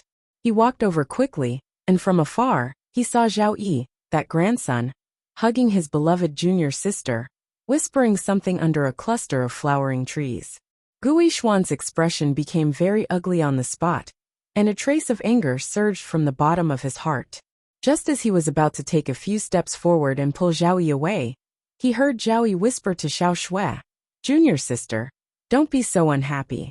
Hall Master Mu is also thinking for you. That soul exchange talisman might really hurt you." "Then what do you think we should do?" Mu Xiaoxue said indignantly. "My mother can't even save herself. I'm just a weak woman. How am I supposed to protect myself in the future?" Zhao Yi immediately patted his chest and said, "Don't worry, junior sister. I will definitely protect you." Mu Xiaoxue sneered in her heart. However, Gu Yishuan interrupted first. "With your cultivation, you can't even defeat one of Qiao Mu's fingers. What are you going to use to protect Xiao Shui? What did you say?" Zhao Yi jumped up in agitation, as if he had been stung by a bee's tail. Gu Yishuan snorted coldly. "If you really care about junior sister, then you should come up with a better idea for her." "What do you mean?" "Junior sister." Gu Yishuan approached the two with a gloomy face. "Think about it. Do you really want to exchange your soul into that evil woman's body? If you want to take over her body, then you have to give birth to her child. Not only that, you have to face her paralyzed face all day long. Are you willing to do that?" Mu Xiaoxue had a look of realization and shook her head. "I don't want to give birth to her child. I don't want to." She wasn't willing to bear that kind of pain. Chapter 5194. On what basis? On what basis should she, a pure and noble young lady, help that slut bear a child? Bah, don't even think about it. Moreover, she Mu Xiaoxue was a prideful person. The man she wanted had to be the best in the world, the perfect and flawless. How could she take over someone else's husband? She didn't want that. Moreover, that man's heart was filled with other women. She couldn't tolerate such a thing happening to her. The man she wanted had to give his heart and soul to her alone. He couldn't have any other thoughts. Gu Yishuan cracked a sinister smile. "Junior sister, what you want is only that person's talent. It's her life's opportunity." Yes, yes. Mu Xiaoxue nodded. She almost had a nightmare. If she really took over that woman's broken body, she would be pregnant and have to raise her child in the future. She really wanted to vomit to death. Looking at that stoic face, every day was too painful. No, Gu Yishuan was right. She only wanted that woman's natural luck. It was an opportunity that she couldn't live without. As for that rotten body, she didn't want it. Gu Yishuan's eyes flashed with pride. He looked at Zhao Yi and said, "I heard that our Tianyin's talisman hall has a talisman called the Universe Reversal Talisman." Zhao Yi's heart trembled. "That's the most powerful talisman the Talisman Hall has made in all these years. What do you want?" "What, is eldest senior brother's deep love for junior sister all in act? You don't even dare to steal a mere Universe Reversal Talisman? You want me to steal a talisman from the Talisman Hall?" Zhao Yi almost shouted. In the end, his rationality pulled him back. He had no choice but to lower his voice and spit out those words. Mu Xiaoshue's eyes lit up when she heard the words Universe Reversal Talisman. That's right. How could she forget that there was such a talisman in the world? This talisman was practically tailor-made for her. She needed this talisman. She wanted this talisman. She wanted to transfer all of that woman's destiny and all of her good fortune to herself. She Mu Xiaoxue was destined to take everything from that woman, including her cultivation, her portable spiritual domain, the holy wood, the holy water, everything. Just the thought of it made Mu Xiaoshue's blood boil. It was as if she had already succeeded and taken over everything that the bitch had. Ah, fate, is fate unfair to me? If it was unfair, she could fight for it. She could try her best to defy the heavens and change her fate. Ha ha ha ha ha. Thinking of this, Mu Xiaoxue could not help but giggle. She really wanted to obtain this inverse the universe talisman. She couldn't help but look at Zhao Yi expectantly. Seeing this, Gu Yishuan couldn't help but laugh in her heart. Zhao Yi, oh Zhao Yi, it's not so easy to pretend to be a Casanova. Once Zhao Yi stepped into the Hall of Talismans and Spells to steal talismans, he would teach him a lesson he would never forget. Zhao Yi loved and cherished this junior sister from the bottom of his heart. When he saw that she was looking forward to him, his heroic complex surged and he hurriedly nodded at her. Don't worry, junior sister. As long as such a talisman really exists in the Hall of Talismans and Spells, I will get it for junior sister, even if I have to climb a mountain of swords or dive into a sea of fire. Zhao Yi solemnly promised. Chapter 5195. Senior Brother. Mu Xiaoxue was overjoyed. She moaned and fell into Zhao Yi's arms. She hugged the man with a tender and affectionate look on her face. Zhao Yi immediately hugged her soft waist. His heart was filled with joy as he lowered his head to ask for a kiss. Mu Xiaoxue was secretly angry, but in order to trick Zhao Yi into giving her his unswerving loyalty, she had to bite the bullet and let him kiss her. But when she felt her lips turn cold, she felt nauseous. Resisting the urge to vomit, Mu Xiaoxue pretended to smile at the man. Zhao Yi's heart was in turmoil. He reached out and hugged the woman he loved tightly. He felt like he was floating. It felt like even if he had to go through a mountain of knives and a sea of fire, there was nothing to be afraid of. In order to make little junior sister happy, he was willing to risk his life. He was willing to do anything for her. Gu Yishuan gritted his teeth and looked coldly at Zhao Yi. Zhao Yi was a brainless man. He was destined to be his stepping stone. Even he, who had joined the organization halfway, knew about the Talisman Hall. It was the most mysterious place in the entire sect. But in order to trick Zhao Yi, Gu Yishuan spared no effort. I heard that Master Luo from the Talisman Hall has been by young master's side recently. As the deputy hall master of the Talisman Hall, he should have such an important talisman with him. Zhao Yi was not a complete fool. He was not completely blinded by beauty. Hearing Gu Yishuan's words, he turned around with his junior sister in his arms. He stared at Gu Yishuan and sneered. Is there such a coincidence? Gu Yishuan shrugged and smiled pretentiously. Coincidence or not, we will only know when we see it. What do you mean? What I mean is Master Luo is an important member of the Hall of Heavenly Fortune Talisman Hall. Even if he does not have the inverse the universe talisman with him, he should at least know who has it now. Zhao Yi's eyebrows were completely tied into a dead knot. Was Gu Yishuan tricking him? If he were to ask Master Luo such a sensitive question, then senior brother Zhao, am I making things too difficult for you? Mu Xiaoxue, who was buried in his arms, raised her head and asked gently. Zhao Yi hurriedly hugged her tightly and said with a smile, no problem, I'll leave this matter to senior brother. For the beauty in his arms, what was so difficult about climbing a mountain of swords, or plunging into a sea of fire? Zhao Yi was hot-headed and immediately agreed. It was worth it to fight for his junior sister. Greetings, second young master. Mu Jinghong was led to the back garden. Mu Jinghong glanced at the man who was standing in front of the stone table, leaning slightly to practice calligraphy with his back facing her. Mu Jinghong forced a smile and bowed to the Omega Kotoku. Second young master was dressed in a purple robe. He stood tall and straight in front of them. Oh, you came at the right time. It's City Lord Mu. A laugh came from the courtyard entrance. Mu Jinghong turned around and hurriedly bowed again. Mu Jinghong greets eldest young master. Eldest young master Qin waved a small gold fan and smiled. City Lord Mu need not be so courteous. We are all family. Have a seat. Mu Jinghong cupped his hands in greeting and respectfully sat down on a stone stool in front of the two. He got straight to the point. Young master, when can this subordinate bring Hall Master Mu back to soaring heaven?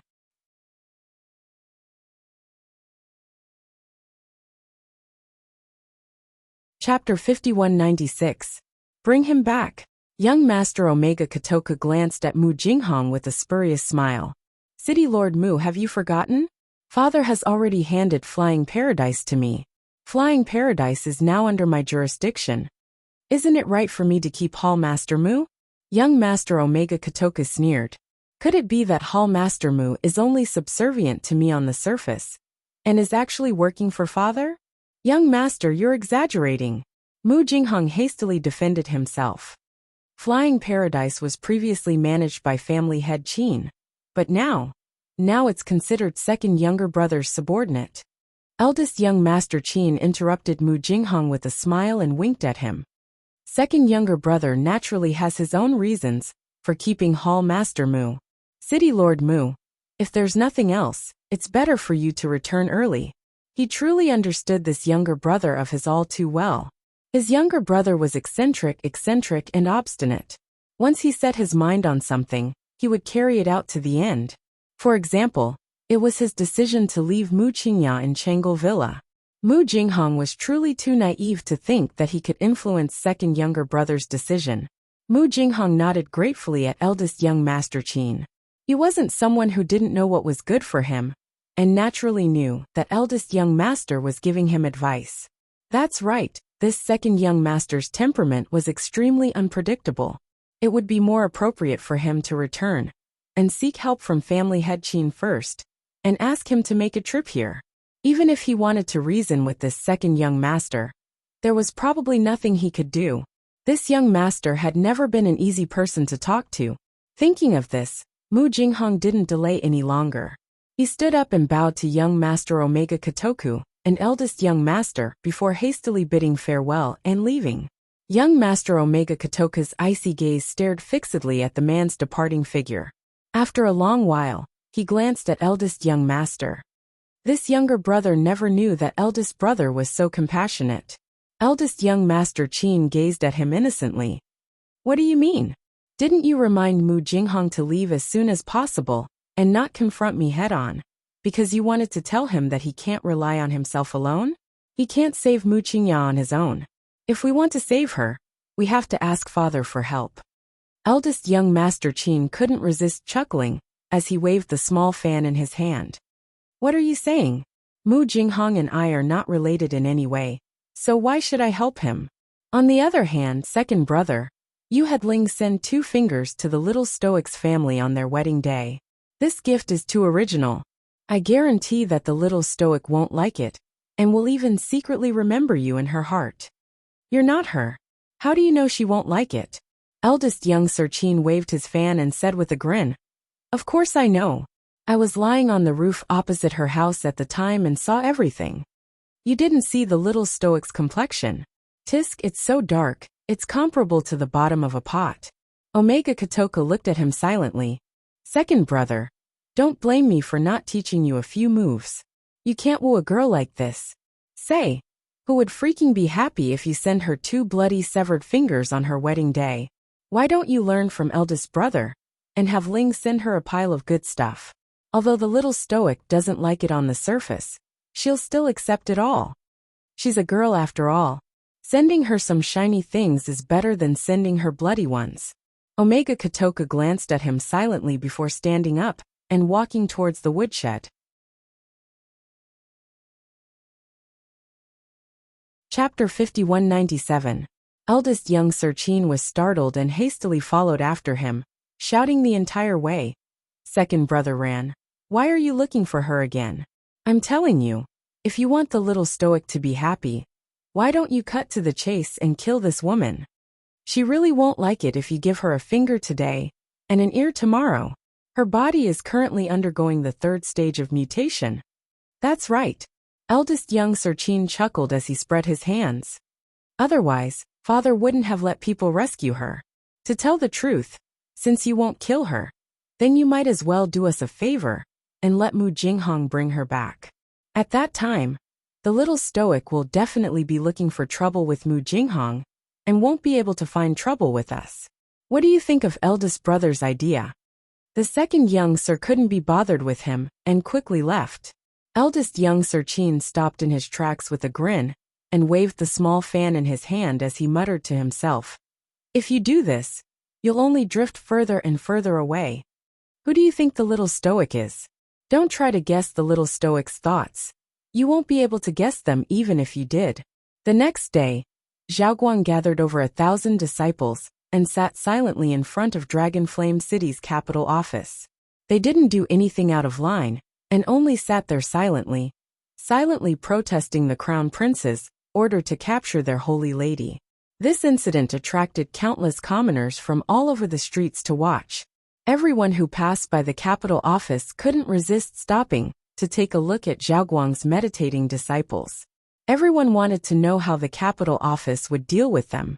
After all, Holy Lady Zhaoguang's methods were exceedingly formidable and could save a dying person bitten by a zombie.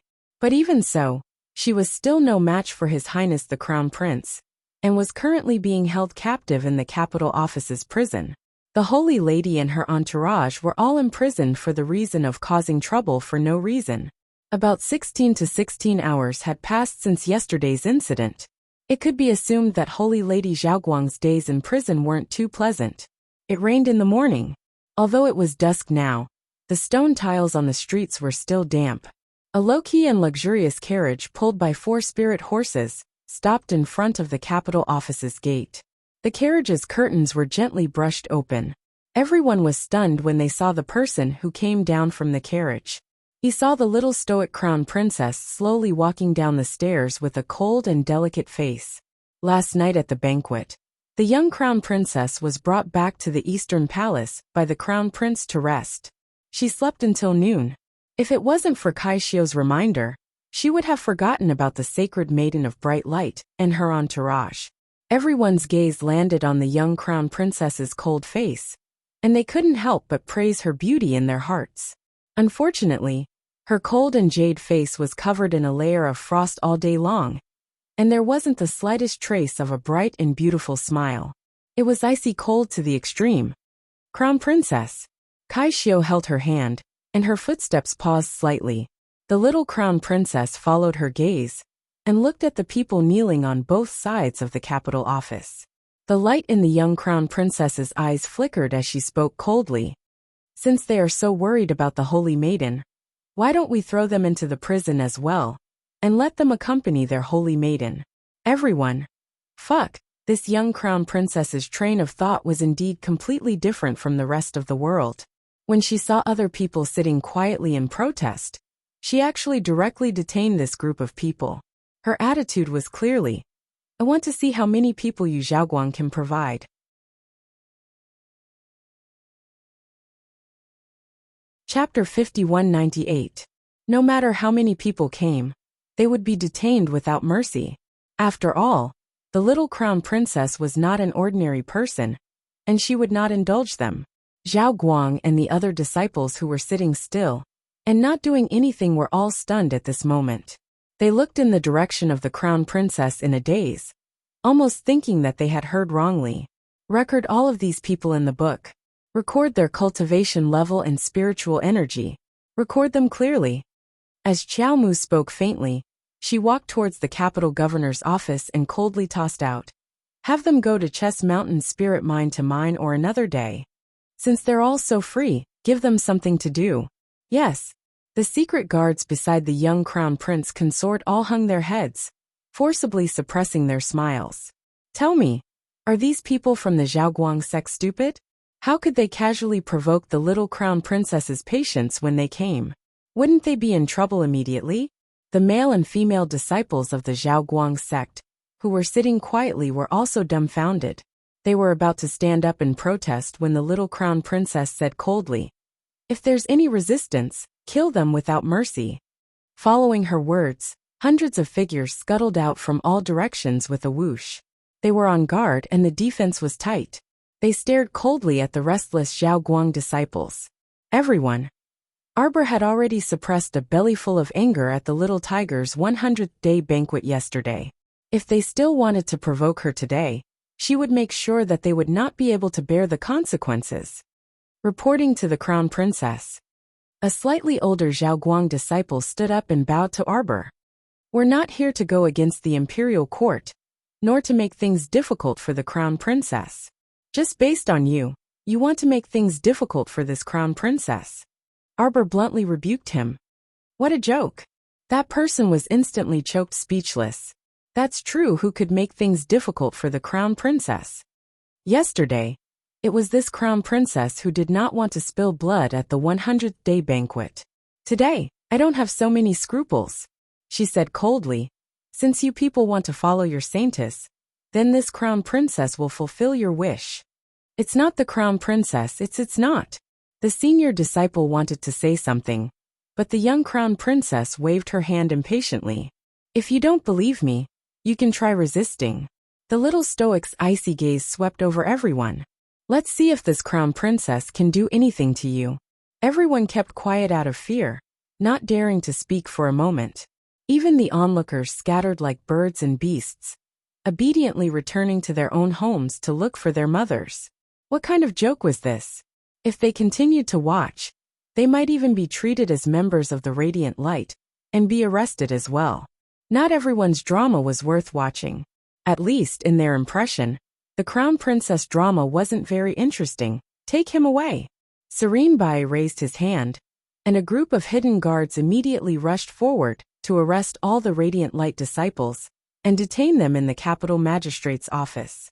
When the capital magistrate, Chao Jieto, rushed out upon hearing the commotion, he could only look at the young crown princess with a bitter expression. He deliberated again and again before still rubbing his hands and saying pitifully, "Please forgive me, crown princess. This many people, our capital magistrate's prison really can't hold all of them. How about we transfer them to the Ministry of Justice's prison?"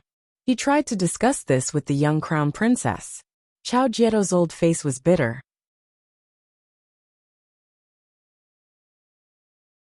Chapter 5199. What he said was the truth. There was no falsehood. After all, the capital office's prison was only so big. It could fit one batch, but not the other. Chao Ju's worries were not groundless. The young crown princess's face was taut. She waved her hand and said, "No need. It doesn't matter if the prison can't fit them.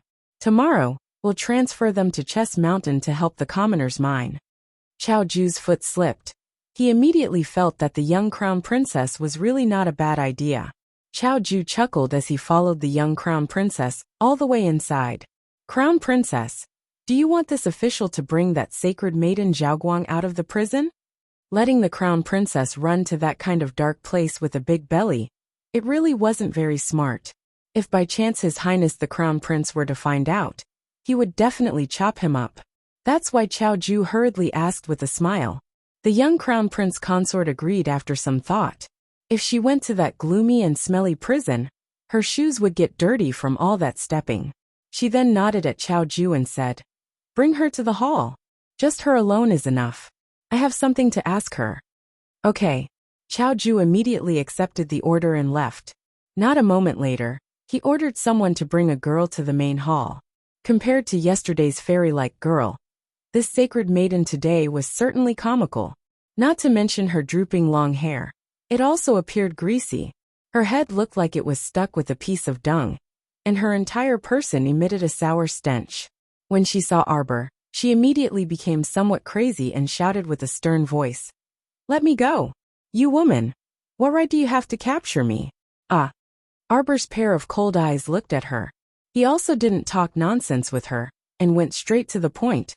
"I just want to ask you one thing. Where did you hide the sacred wood seed fragment?" The sacred maiden Zhaoguang, who was currently baring her fangs and brandishing her claws, heard this. Her eyes clearly flashed slightly. She then said, "I don't know what you're talking about. What seed fragment? I simply don't understand." "Is that so?" Xiaomu swept her an indifferent glance before beckoning with her hand. Immediately, two hidden guards stepped out from behind her, pushing a large, round wooden barrel. "This is the barrel of bliss invented by His Majesty. I thought it was quite useful, so I brought it for you to try," Arbor said coldly. "You don't have to thank me." The Saintess of Bright Light panicked on the spot. She looked at that large circular wooden barrel in a daze, then at Xiaomu, who didn't look like she was joking. She shook her head repeatedly and shrieked, "No, you can't treat me like this. I am the Saintess, the Shining Light Saintess. You can't do that." "I can't." Arbor's eyes didn't even move. He just raised his hand and waved it gently. Two shadow guards immediately stepped forward and grabbed her arms, dragging her towards the barrel of bliss. No, no, no, let go of me, no. The Saintess of Light panicked. Her entire face revealed an anxious expression. She hurriedly cried out, I really don't know what you're talking about. What sacred wood, what no, no. Her entire body was already pressed against the barrel of bliss. Her pupils contracted as she stared at the hundreds and thousands of little snakes and insects in the barrel. She was so frightened that snot and tears flowed down her face. She saw a little snake suddenly raise its triangular head from the barrel and spit out a black snake tongue at her. The Saintess of Light's limbs froze. Her body went limp and collapsed. She repeatedly cried out, I'll talk. I'm willing to tell you everything I know. I'll talk.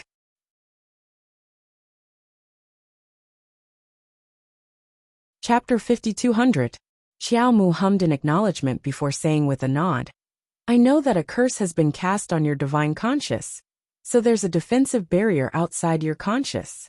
Whenever you're threatened by an external force, being searched, or being suppressed by a dictum talisman, you'll automatically choose to explode your soul. Arbor looked at her calmly. This technique reminds me of Shinta Jing. Shinta Jing once said that the barrier in her conscious was set up by Grand State Preceptor Li La. Now I have reason to suspect that this Li La is related to your radiant light.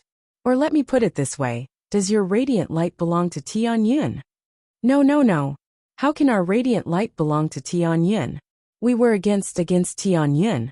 When we joined the organization, we swore that Tianyun and I cannot coexist together.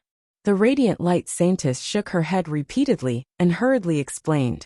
Arbor really didn't believe the person in front of her at all. She grabbed her hair and pinched her face without pity. She asked word by word, You're called Yuan Maui? Yuan Maui was really scared. This little crown princess in front of her was like a devil that had crawled up from hell. When her 5 ice-cold fingers pinched her face, the Radiant Light Saintess felt a chill quickly climbing up from the bottom of her heart. It was so cold that she couldn't help but shiver. She nodded with tears and snot flowing down her face. She started to regret accepting this mission to provoke this ghost crown princess. No wonder, there were so many people present at that time. Even if she exposed the close relationship between the crown princess and Tianyun's upper echelons, no one dared to question this little crown princess. This was probably because they had long been subdued by this little crown princess's terrifying methods. Crown princess, please let me go, crown princess. The way the little crown princess smiled coldly at her was filled with endless eerie coldness. It was terrifying to look at. I'll tell you everything I know. As long as it's something crown princess wants to ask, I'm willing to tell you. That would be great. Arbor nodded and loosened his grip on the Saintess' hair. Tell me, where did you hide the seed fragments? This was what she wanted to know the most. As for the rest, they were all trivial matters. Seed fragments, hide no, I didn't hide them. Yuan Maui hurriedly shook his head, revealing a cautious expression. The crown princess is wise. This lowly one is definitely not lying. It's true. Although this lowly one doesn't understand what the crown princess means, this lowly one doesn't know. But from what the crown princess said, it should be. Wait, listen to me, I'm done. Yuan Maui's eyes widened in fear. She hurriedly used both hands to support herself on the edge of the wooden barrel, to ensure that her head wouldn't be pressed down and come into intimate contact with the thing in the barrel. Speak. Arbor didn't want to waste any more words with her and bluntly asked, Speak clearly. Yes. It's this lowly one who doesn't dare to lie to the crown princess. Yuan Maui answered honestly. That holy fruit is I know. This was what she was worried about. This holy fruit didn't seem to be fake, but it was an imperfect half-finished product. It seemed to have been produced by external forces. Chiochio said that the last seed fragment contained the power of the wood spirit's origin, which surpassed all the previous fragments.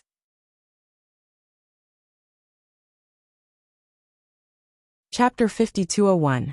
As such, it wasn't strange for someone to produce a semi-finished holy fruit. But the problem was that the fruit produced by these people with brute force was only 1/10 of the original holy fruit. Furthermore, such a barbaric method would only inflict significant damage to the holy wood fragment. There was no benefit to it at all. Chiochio was worried that the fragment of the holy wood was on the verge of death, which was why its aura was so faint. She was very anxious to know what happened to the fragment. When she interrogated the holy maiden Yuan Maui, she did not show mercy at all. She did not mind using the most vicious method to pry the whereabouts of Chiochio's fragment out of this woman's mouth. This concerned her most important partner, so this matter could not be neglected or sloppy. Yuan Maui swallowed her saliva and said, "The fragment was collected by our radiant light saint.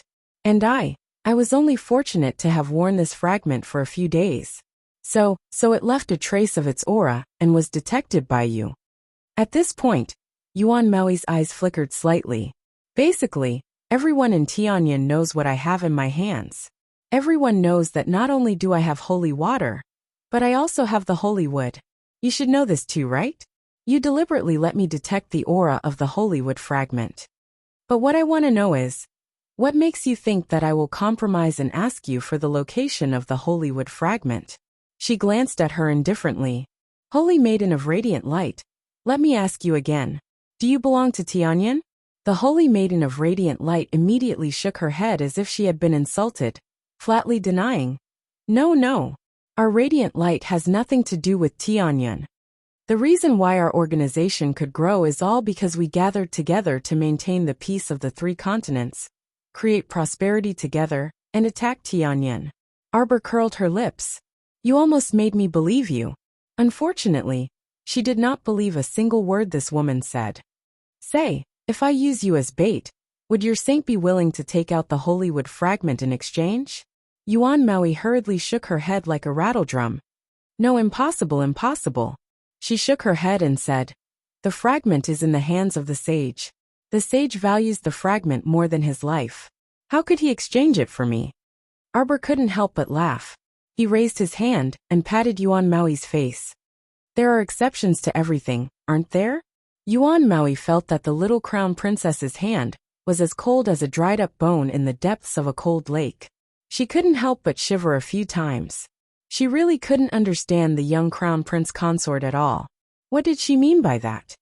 I heard that the headquarters of the Radiant Light is located in an abandoned temple in the western suburbs of Dragonflame City.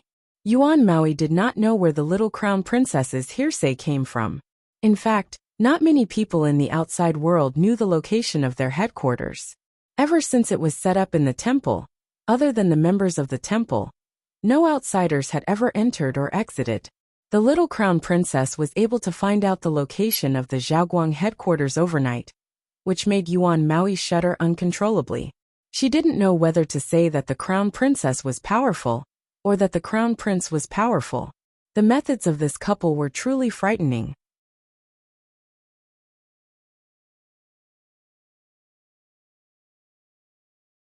Chapter 5202. She now recalls the crown prince's pair of ice pearl-like phoenix eyes coldly staring at her yesterday. Thinking about that scene, she can't help but shiver. She, Yuan Maui, must really be tired of living. She was actually so stupid to accept such a stupid mission, walking right into a trap and sending herself to the Qiao estate's front door. Right now she really has the heart to die. If she had known earlier, she wouldn't have listened to other people's urging. They even said that after completing this mission, there would definitely be a special reward when they return. What reward? Her little life is about to be lost because of her. Say, what do you think Tianyin is planning? Supporting you, the Radiant Light, carrying the banner, winning over the hearts of the people everywhere. What is he trying to do? Is he trying to collect more experimental subjects? Arbor faintly looks at this radiant saintess. Yuan Maui shrinks back in fright. No, I don't know what you're talking about. I'll talk. Seeing that her hands are about to be forcefully thrown into the barrel of bliss, Yuan Maui screams in fright and hurriedly says, I swear, I really don't know the relationship between Tianyin and the Radiant Light. I'm just an orphan girl. Since I was young, I didn't have any other skills. I was picked up by someone. The saint said that I'm smart and quick-witted, more than enough to be a saintess. What I do every day is to feed that piece of sacred wood fragment. It is true. Every word I say is absolutely not false. Crown Princess, it's true. Feed. Arbor's eyes are incomparably cold. What do you use to feed? Use blood. The saint told me to feed the fragment a drop of blood every 3 days. I just did it. Seeing the little Crown Princess fly into a rage, looking like she wants to give her 2 slaps, Yuan Maui hurriedly begs for mercy. I also don't know. The saint told me to do it. I just did it. Crown Princess, spare me, Crown Princess, spare me. This time the saint gave me a mission. He wants me to bring people to the Qiao residence to make a scene. It would be best if we could blow up the matter of you and Tianyin, so that everyone knows about it, and become famous in the 3 continents. Who knew that this Crown Prince Consort was such a stubborn person? She didn't even have the chance to make a fuss before she was directly dragged off to the capital magistrate's prison. She really had 18 lifetimes of bloody misfortune on her. At this moment, this Yuan Maui no longer had the ethereal aura of a saintess. She had the appearance of a scoundrel. She cupped her hands and hurriedly said to the young Crown Princess, Crown Princess, spare my life. Crown Princess, spare my life. I, Yuan Maui, am actually just a hooligan on the streets. Being the saintess of this nuisance is just to make a living. Please let me go. I swear, I won't dare to come to your house to cause trouble again. Even if she had 180 times the courage, she wouldn't dare to go to the Qiao estate to cause trouble again. Wasn't he just making a ruckus and almost losing his life? Arbor sized her up and looked at her thoughtfully for a while. That maid by your side? Ah, right. You're talking about Han Su. She was sent by the saint to my side. She knows more than me. She told me to do everything. This saintess of bright light's pig brain didn't seem to be very bright. Only when the young Crown Princess mentioned it did she have a flash of inspiration. If there was a problem, she could let her maid Han Su take over. That's right. This Han Su was the one sent by the saint to only know her.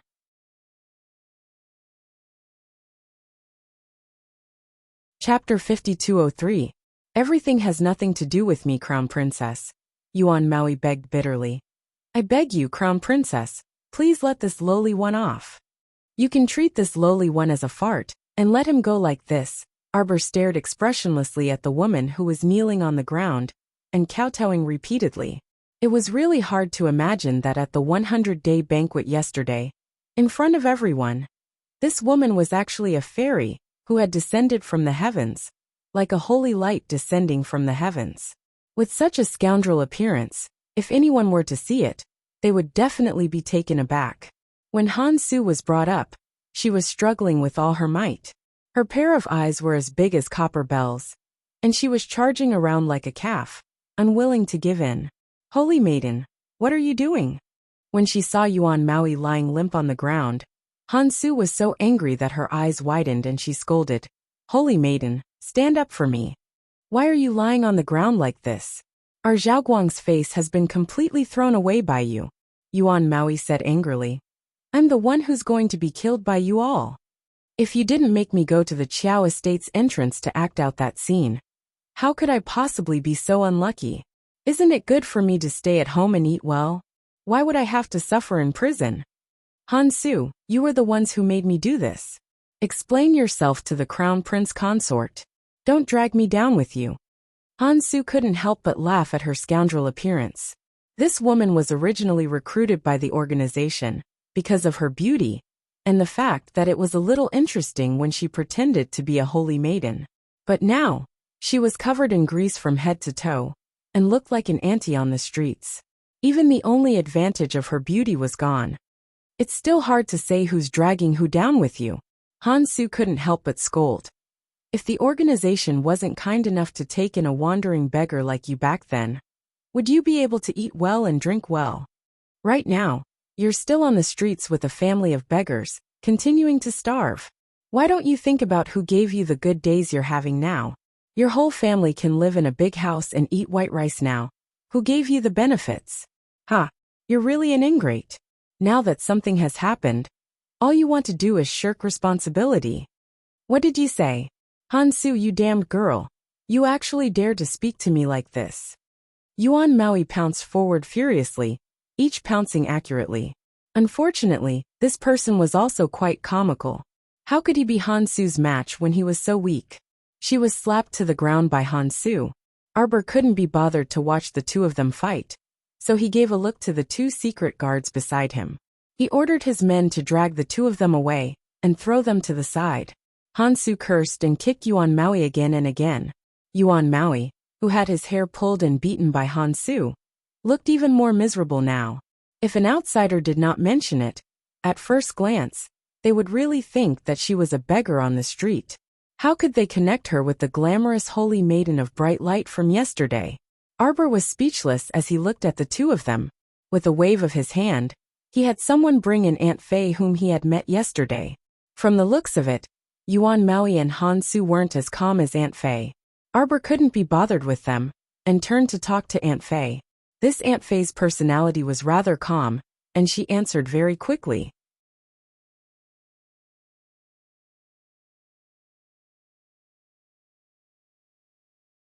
Chapter 5204. No matter what Arbor asked, she would obediently answer. It seemed like she was really cooperating. Aunt Fei was very clear that she had to cooperate. If she didn't, she could only cooperate. After all, the life and death of her group was in the hands of the little crown princess. And she, Aunt Fei, admitted that she wasn't that old. After so many years, she still hadn't lived enough. Naturally, she didn't want to die in this capital governor's residence for no reason. This servant used to be a member of the Pill Hall. Aunt Fei answered very honestly. It was only because I had to help cultivate the sacred wood that I was transferred to the Radiant Light. Arbor had already guessed that the Radiant Light and Heavenly Fortune were related. Now that he heard Aunt Fei's words, he once again confirmed his guess. Who didn't know about the flying heaven burrowing earth plucking stars concealing moon chasing sun hall? Adding in the talisman incantation hall and the pill hall, Heavenly Fortune had a complete set of pill talisman techniques. Hansu is also a member of the Pill Hall, Aunt Fei said. Hearing this, Hansu's face instantly darkened. Aunt Fei, are you tired of living? However, Aunt Fei only said indifferently, I've never been tired of living. Everything I do is to save my own life. Save your own life? Hansu couldn't help but sneer. Aren't you worried that you'll be punished by others if you speak too much nonsense now? I'm worried. Aunt Fei nodded. But what did I say? I only told the Crown Princess that I'm a member of the Pill Hall. She didn't clearly state where the Pill Hall belonged to. Hansu was so angry that she laughed. She stared coldly at Aunt Fei. The saint said that you're not of the same mind as us. Sure enough, he wasn't wrong. From the start, you never thought of working together with us. Then this old servant advises you not to be so stupid as to cause trouble at the Qiao estate. Did you all listen to my advice? Aunt Fei smiled and shook her head. I already said that there wouldn't be a good ending. Also, I didn't receive any orders from above to go to the Qiao estate to put on such a strange show. Hansu was furious. This was an order from the saint, an order directly given to me. What? You don't even care about saints now, do you? Aunt Fei only shook her head and said faintly, I can guarantee that even if the two of you return after completing the mission, you will be cleaned up. Do you believe me? Hansu couldn't help but shudder. Her entire body trembled. Then, she raised her eyes and glared at Aunt Fei. Don't make irresponsible remarks and threaten others. I won't be scared out of my wits just because you say a few words. Aunt Fei smiled and shook her head.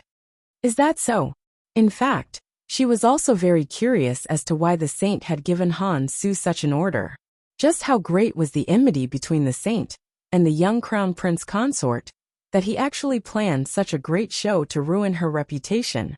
Unfortunately, the little crown princess was still a powerful character. Such a small trick would not be able to make things difficult for her. In the end, the only ones who were at a disadvantage were the people from the Radiant Light Empire. The little crown princess had caught them by the tail and would never let them go again. The light was exposed. In the western suburbs of Dragon Flame City, in an inconspicuous and dilapidated temple, looking at the man sitting at the top, who was silently turning the teacup in his hand, Gui Xuan hurriedly knelt on the ground and kowtowed several times.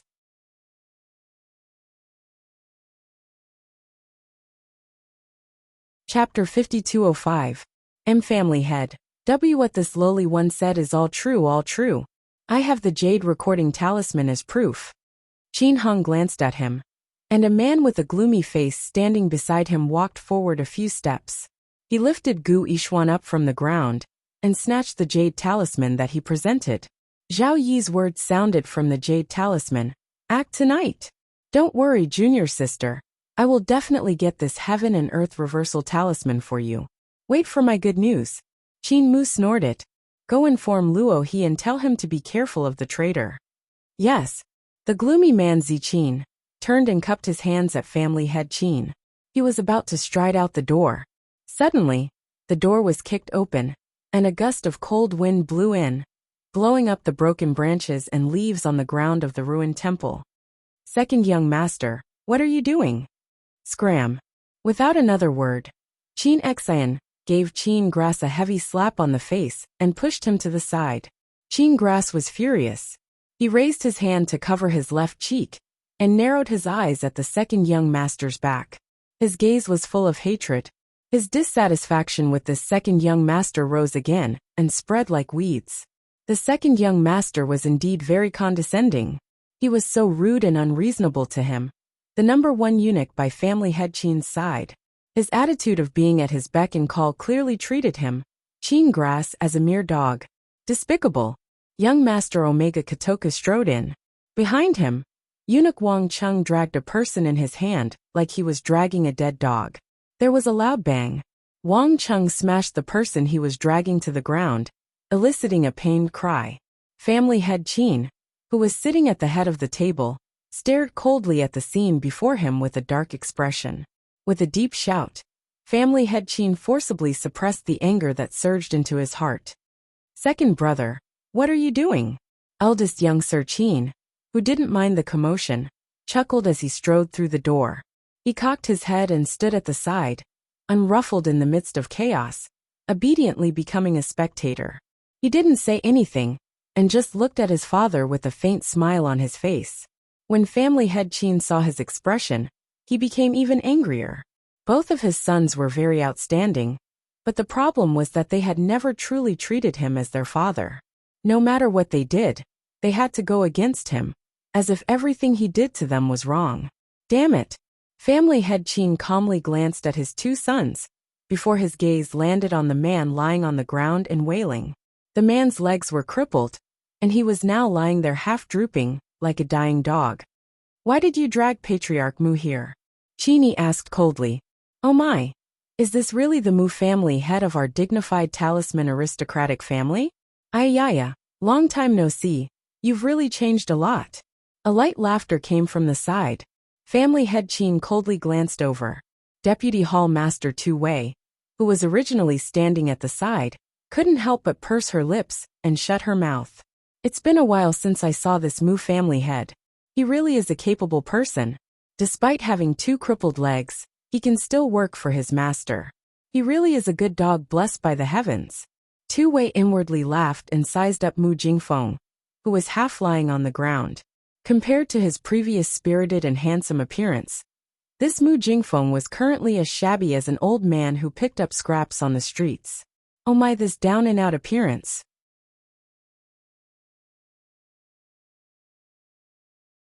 Chapter 5206. If it weren't for the fact that his eyes were somewhat similar, Vice Hall Master Tu Wei simply wouldn't dare to recognize this person. In the past, Mu Jingfeng could be considered to be a good-looking man, but now she couldn't bear to look at him. Mu Jingfeng was also considered a member of their Hidden Moon Hall. However, ever since the previous failure to encircle and annihilate the Mu family and Mu Jingfeng's legs were burned by His Highness the Crown Prince, Tu Wei no longer had any intention of making use of this cripple. What good was a man whose legs were crippled and could no longer stand up useful? Speaking of which, she had always left him in some corner of the Hidden Moon Hall and didn't care about him for so long. If she didn't see him again today, she wouldn't even remember where he died. Unexpectedly, this Mu Jingfeng still had some tricks up his sleeve. From the looks of it, who knew when he defected to Master? Tu Wei was a little dissatisfied. This Mu Jingfeng defected to Master, yet he didn't even tell her. She had wasted a lot of mutation pills for him previously. Mu Jingfeng was like a bug as he struggled to crawl on the ground, trying to roll to family head Qin's feet. However, under young Master Omega Kotoka's gaze, Mu Jingfeng stepped forward. Huang Chong took 2 steps forward and stepped on Mu Jingfeng's back, preventing him from moving forward. Second brother, what are you doing?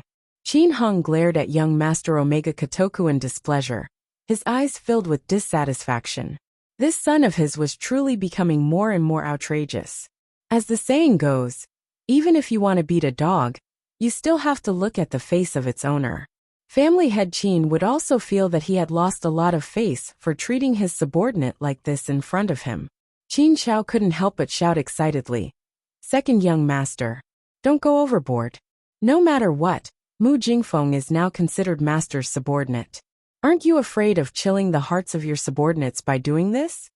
Young Master Omega Kotoku gave Qin Chao another slap across the air, directly slapping him back a few steps and heavily knocking into a Buddha statue covered in dust. Cough, cough, cough. Qin Chao clutched his chest and coughed heavily a few times. He felt that young Master Omega Kotoku's palm strike was as heavy as 1,000 caddies, as if a huge mountain was covering him. His chest was about to split open. "Tisk, why don't you just stay by the side? Why do you have to talk so much nonsense?" Eldest young master waved the fan in his hand and added with a smile. Qin Grass secretly clenched his teeth, clutching his chest that was about to shatter. He coughed heavily a few times and retreated. Family head Qin's eyes involuntarily narrowed. Filled with anger, he glared at his son and said, "What are you going to do?" "Father, I told you not to provoke her." Family head Qin was furious. "How did I offend her? Which eye of yours saw me provoking him?" On the other hand, the imperial court has been suppressing us, the Heavenly Fate Society, every day. They've even found a way to seal our entire Qin estate and moved everything from our house into the national treasury. Fortunately, he had long made arrangements.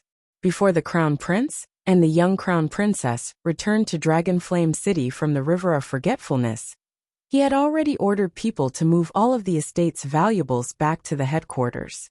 Even so, those large items as well as property deeds were all confiscated.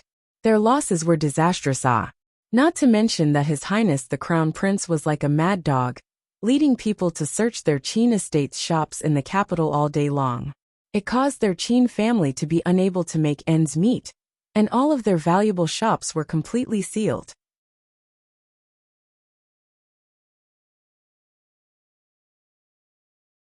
Chapter 5207.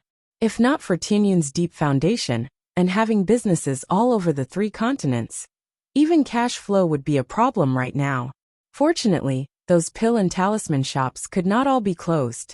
These shops were still relatively profitable. Qin Hong was absolutely indignant at his son's words. Who would provoke that god of plague every day for no reason? It was already extremely fortunate that they were not provoked. All right. Young Master Omega Kotoku looked coldly at his father. Still denying it? Xiang Chong kicked Mu Jingfeng's body, causing him to tremble in pain as he cried out in a trembling voice. "Yes, yes, yes. And Master save me, Master. Master." Qin Hong scolded with a cold face. "Enough. Number 2. What exactly are you trying to say? Why did you send him to do that kind of senseless thing?" "What senseless thing? Speak clearly." Qin Hua said angrily. Eldest young Master Qin raised his hand to yawn and whispered, "Aya, father, don't be afraid to admit what you did. Didn't you send family head Mu to bring people from Zhaoguang to the Qiao family to cause trouble?" Qin Hong was silent for a moment before saying coldly, "Jingfeng, what's going on?" Mu Jingfeng sprawled there like a puddle of mud as he cried out tearfully, "And Master, it has nothing to do with me. Master, this Before he could finish speaking, Wang Chung kicked him in the head. Young Master Omega Kotoku said coldly, "The facts are all there. You already admitted it earlier. What, you want to go back on your words in front of father?" "And no, it's not." Mu Jingfeng shook his head repeatedly and tried to crawl forward with all his might, but his back was stepped on, so he could not crawl forward. It was indeed me. I sent the Holy Maiden to the Qiao residence to teach that evil girl, Arbor, a lesson. Right, since Master handed Zhaoguang to him to manage, as the Saint of Zhaoguang, with such great authority, why couldn't he seek some benefits for himself? She deserved it. That evil little girl deserved it. Did he do anything wrong? What did he do wrong? His mistake was to give birth to such a rebellious daughter, who had no ancestral teachings, and had no father in her eyes.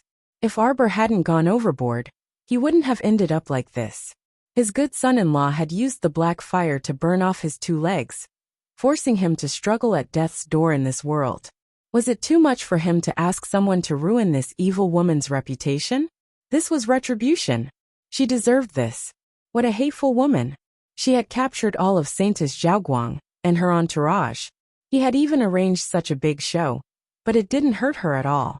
Damn it, damn it, damn it. He knew his daughter too well. She was not a person who liked to explain. He asked Sacred Maiden Zhaoguang to bring a group of people to the Qiao residence to cause a ruckus, publicly pointing out that this evil woman was related to the upper echelons of Tianyin. Haha, in that case, he wanted to see her fall from grace and have a miserable ending. He did not want her to have a good life. What? He had already been harmed so miserably by that couple. Was it wrong to take revenge once? Or did he go wrong? Ah, damn evil girl. Why didn't she get her retribution? She treated her father like this. She deserved to fall from grace and die without a burial place. Wang Cheng kicked him a few times. Under the second young master's signal, he withdrew his foot from Mu Jingfeng's back.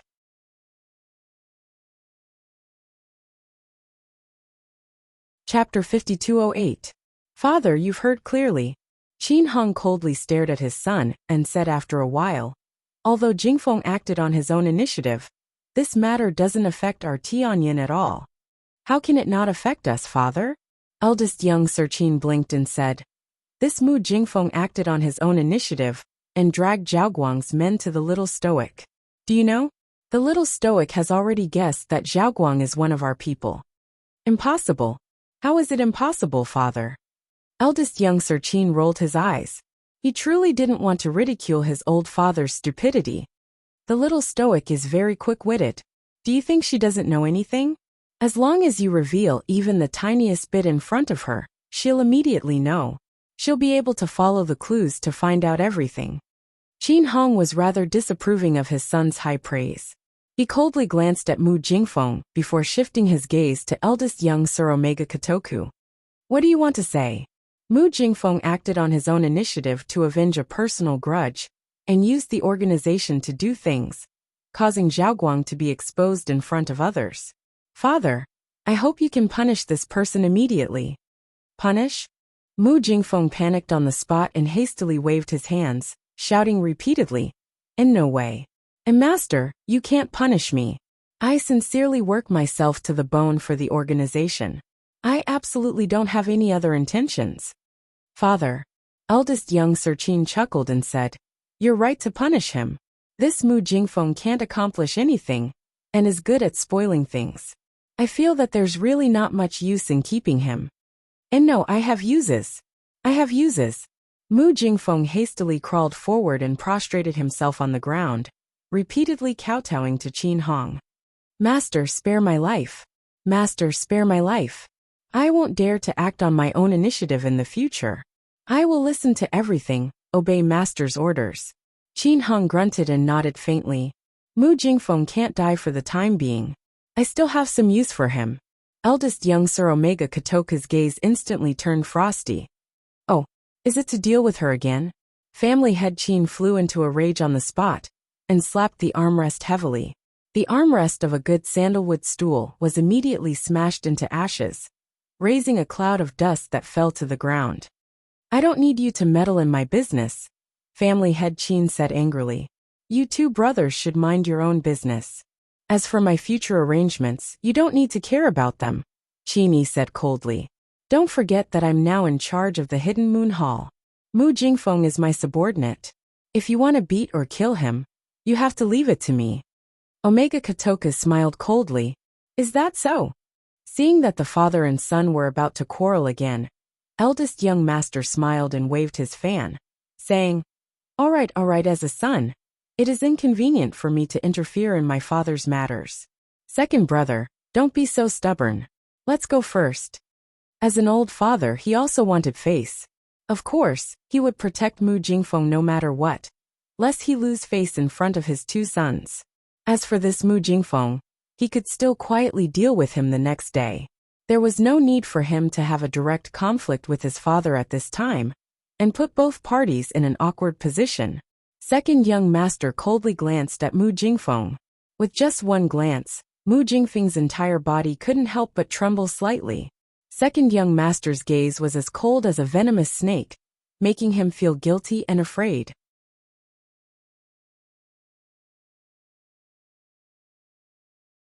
Chapter 5209.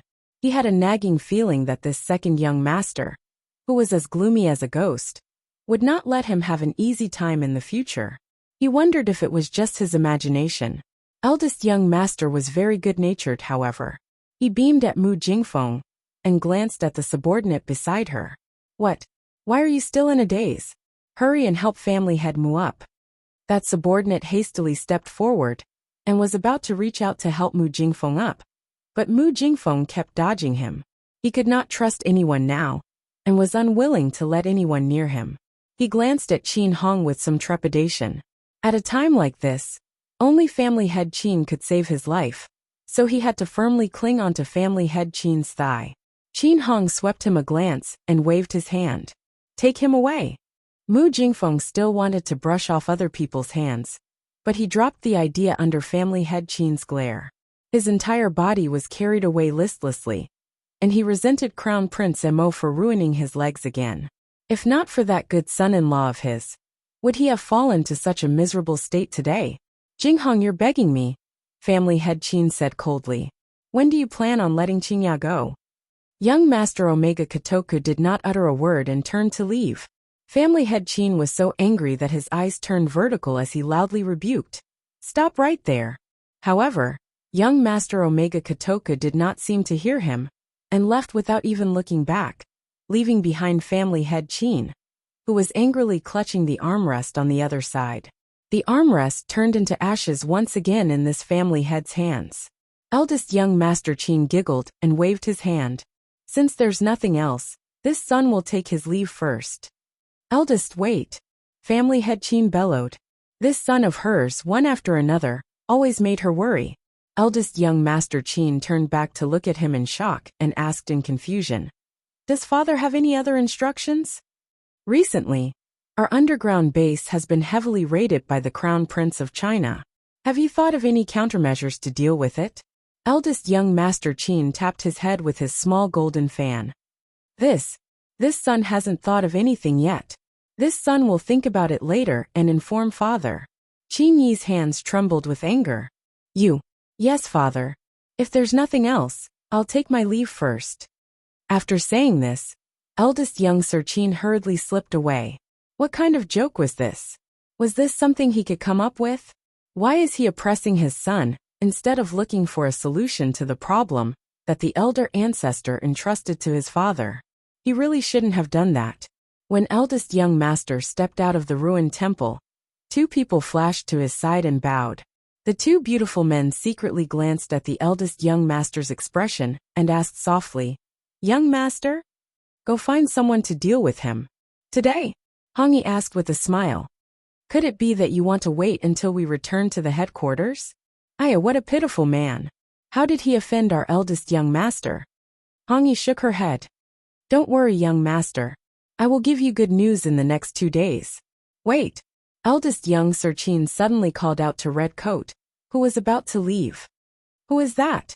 Following eldest young Master Qin's finger, Hongyi frowned and said with a laugh. Oh, that person seems to be the Gu family's young Master Gu. Young master doesn't recognize him? You've met him during past experiential training or banquets.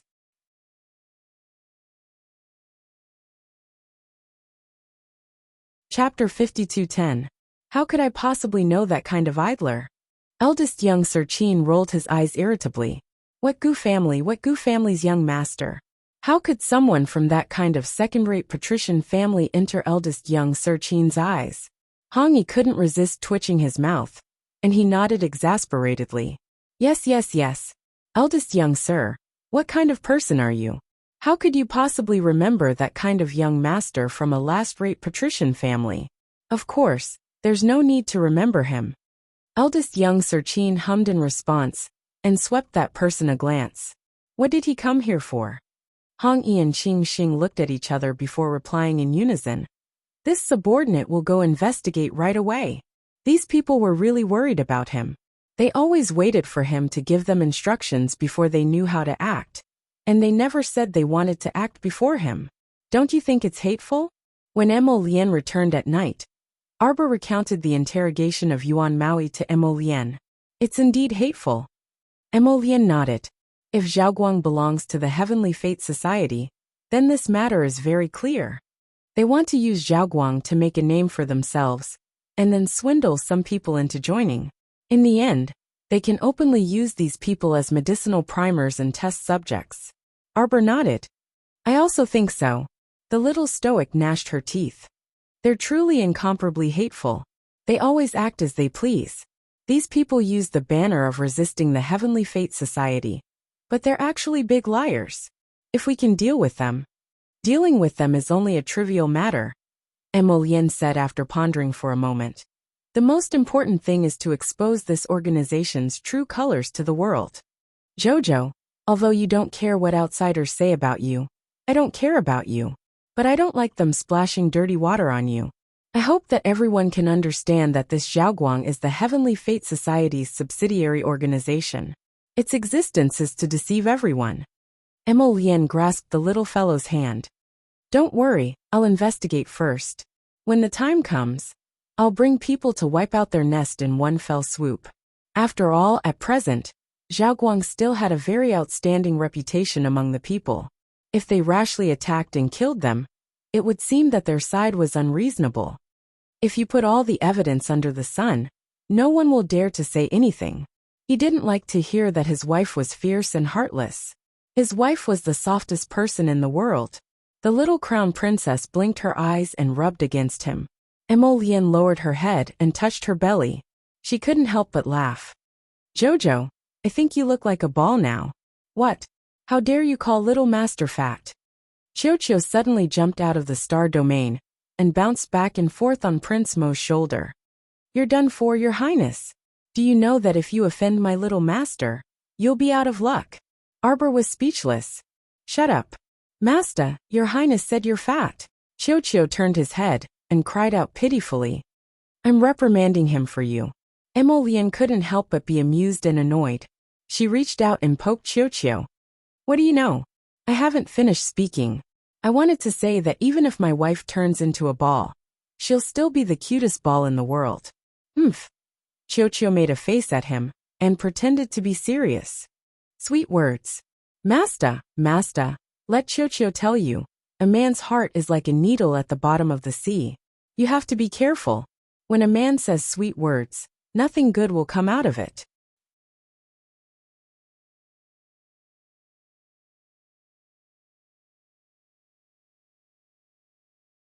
Chapter 52:11. Arbor glanced at Mo Lian. The latter immediately turned merciless and punched Qiuqiu out of the room. He calmly took his wife's hand. Baby, let's not talk to him anymore. Let's rest early. Arbor touched his stomach expressionlessly. The baby is here. Mo Lian chuckled and kissed her hand. You're the big baby, he's the little baby. Xiao Mu involuntarily twitched her mouth. Don't talk nonsense. Debao is so noisy. I don't want to become like him. What noisy? That's called talking too much. He's here to talk to you. You're so quiet. If Debao doesn't know how to talk, the two of you will be speechless. What's so fun about that? So you want to make a talkative robot, right? Arbor chuckled and allowed this fellow to carry him to the bedside. Prince Mo lowered his head and kissed her cheek. Jojo, what do you think we should name baby Mo? Don't we already have a name? Arbor yawned and wanted to find a comfortable place to lie down. Mo Lian was stunned. His wife couldn't be planning to name the child baby Mo, right? He was going to die of laughter. Oh yes, I heard that you gave Kong Kong a name. Mo Kong Kong. My mother gave it to him. Mo Lian. Later on, I felt that it was better to call him Mo Kong.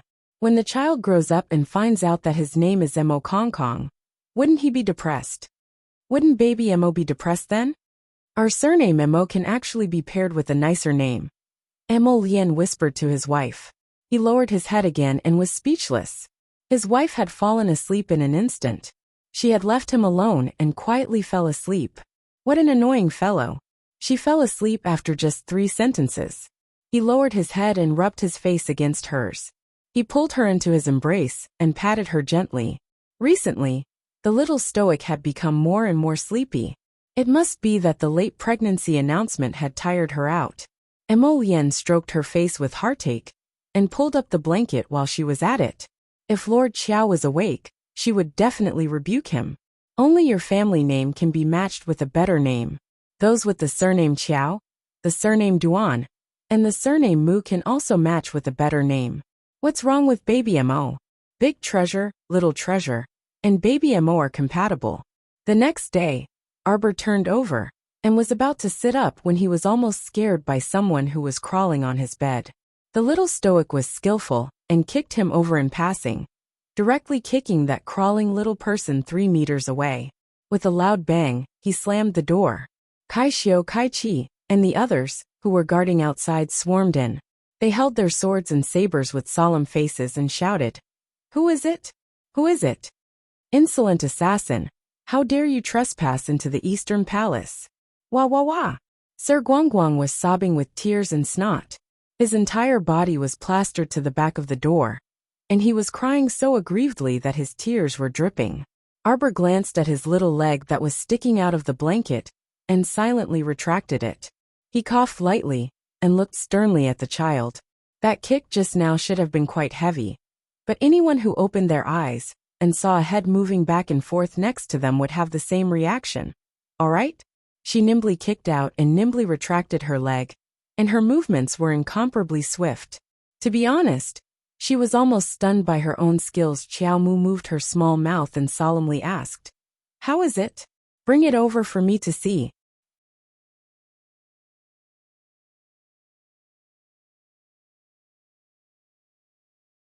Chapter 52:12. Master Guangguang pursed his little mouth and cried out pitifully. "What do you mean bring it over for me to see? I'm not an object." "What do you mean bring it over? Shouldn't you be carrying it over?" Kai Xiu was speechless and carried the nagging congealing mirror to Arbor's side.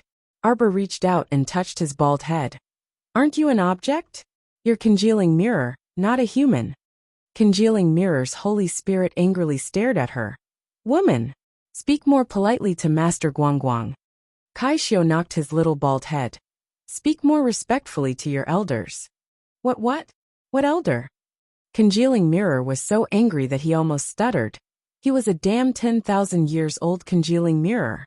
These little brats were all his juniors, but they dared to act as elders in front of him. Master congealing mirror. He was so angry that he wanted to vomit. Arbor laughed and hugged him to his side, touching his bald head again. "What are you doing sneaking around my bed in the middle of the night?" Being asked like this, congealing mirror lowered his head and touched his fingers in embarrassment. "I came to take a look at my stomach." "What?" No, I came to take a look at my contractor." Master Guangguang proudly raised his head. "Contractor looks really good looking." Arbor sat up straight and hugged this child to his lap. She understood the meaning of his words and lowered her head to touch her stomach. "Guangguang. Master Guangguang." Congealing mirror shook his head and snorted at Arbor. Arbor speechlessly looked at him. "Master Guangguang, I have a question to ask." Guangguang proudly raised his head. "For the sake of benefactress's good attitude, say it." Xiao Mu gave him a light smack. "Speak properly. Why did benefactress come?" Whenever she heard the words benefactress, her head would hurt. Guangguang also looked depressed. Not knowing if it was because he had been spending too much time with that little monk recently, benefactress. Benefactress heard it, and inexplicably called benefactress. "Women, call me auntie." Arbor rudely rubbed his little face. "What?" Guangguang turned pale with fright. "You want me to call you aunt?" Holy shit. He was a 10,000-year level light condensing mirror holy spirit, and he actually had to open his mouth and call this 17-year-old child aunt? You must be joking. Arbor pinched his chubby hand with a serious face. "If you dare to yell again, I'll beat you until you start doubting your life. Lord Guangguang's round face was completely puffed up. You woman, you, pa. Wah. You really hit me. Lord Guangguang cried out miserably. Don't hit me. I just took some time to come and see my contractor. I didn't expect you to have such a big reaction. Xiaomu stopped and pinched his small face. Tell me honestly, is this contractor of yours? She rubbed her stomach. Baby Mo. Ever since the incident where the light condensing mirror Holy Spirit entered her conscious and disappeared without a trace, Arbor thought left and right. Where did this guy run off to? Thinking back and forth, she could only think of running off to Treasure Mo's conscious. There was no other reason. This light condensing mirror was like a weird uncle all day long, staring at her stomach when he had nothing to do. It was too obvious. Light condensing mirror vigorously nodded his big head.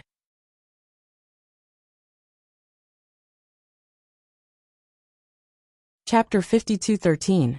This fellow revealed a wretched smile and chuckled. Baby Mo is much more powerful than all of you. In the future, I must support him and let him walk on a bright path. Ha ha ha ha. Xiaomu seized the opportunity to rub his bald head. Alright, don't daydream all day long. It's hard to say who will support who. She felt that this little baby in her belly should be quite powerful. Perhaps he did not need anyone's support. This fellow condensing mirror might be overconfident. Hearing her words, condensing mirror pursed his lips unhappily. Don't underestimate me, woman. Call me auntie. Arbor patted him again. I'll hit you. Condensing mirror was furious. Auntie your sister. He is a 10,000-year-old condensing mirror. Does he have no shame? When Baby Mo comes out, I will have a helper. Condensing mirror's Holy Spirit said the words in his heart. Is that so? Arbor raised her brows slightly. Are you sure Baby Mo will come out to help you and not mother? Humph. Lord Guangguang turned his little head and hopped off the bed with his two short legs. I can't be bothered to talk to you anymore. You will know when Baby Mo comes out. Ha ha ha ha ha. My little master must be the best in this world. Crown Princess, do you want this subordinate to beat him up? Kai Chi rolled up her sleeves and turned to ask the little Crown Princess. This fellow was seriously asking for a beating. Every time she saw him with his hands on his hips and his little belly sticking out and laughing wildly, she could not help but want to beat him up. The little Crown Princess silently twitched the corner of her mouth. She shook her head and waved her hand. Forget it. Let him play on his own. Oh right, have you sent that batch of people over? Yes. Kai Chi nodded. With our people watching over them, I think they will not dare to be impudent. How long does the Crown Princess intend to let them dig in Chess Mountain Spirit Mine? Dig for how long? Arbor was stunned. It depends on the situation. This group of people would first be imprisoned in the Chi Mountain Spirit Mine. When the time came for the Bright Light Organization to fall, all of them would be dealt with. Jojo's run has been busy this morning? Yes, Crown Princess. Kai Shio smiled and reached out to help her up. Then she went forward to wash up. Is there any movement in the city today? Yesterday, it was said that the second miss of Count of Huainan's mansion sneaked back from Xian Nunnery and was kicked out by the first madam. That second miss has stayed in Xian Nunnery for 3 months, hasn't she? Arbor was slightly stunned as he shook his head with a smile. Yes. Isn't that so? Kai Chi answered with a smile. Madam of Count Huainan said that second miss didn't know the rules and ran out of Xian Nunnery without permission, so she punished her by kneeling at the gate. The little Crown Princess's hand that was holding the towel paused. Ah, you're still kneeling at the gate? She's kneeling. Kai Chi smiled. It seems that the first madam really dislikes her. How could she be disliked? The poison in her body was finally cured. Naturally, she would take some measures to deal with Madame Bao and her daughter. Moreover, His Majesty's imperial edict happened to be here. The first madam was a smart person and naturally knew how to deal with that concubine's daughter. But His Majesty's edict is to let Feng Mingyue go to Xian Nunnery to cultivate for half a month, right? Kai Chi covered her mouth and smiled. But His Majesty added that if she can't learn the rules and wash away her hostility, she's not allowed to return to the capital.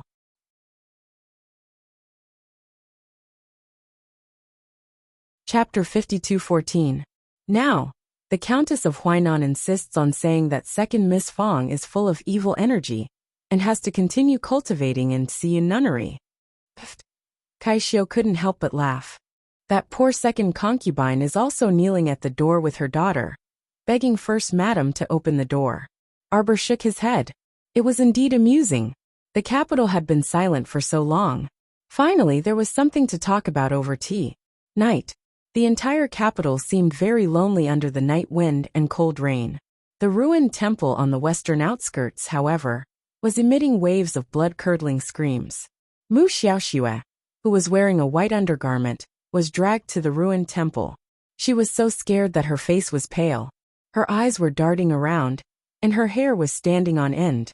When she saw the man who was beaten badly and hung on the beam in the ruined temple, Mu Xiaoxue almost fainted. Eldest senior brother? It was Zhao Yi. Zhao Yi was stripped naked and hung on the beam, spinning back and forth in the air. He looked very frightening.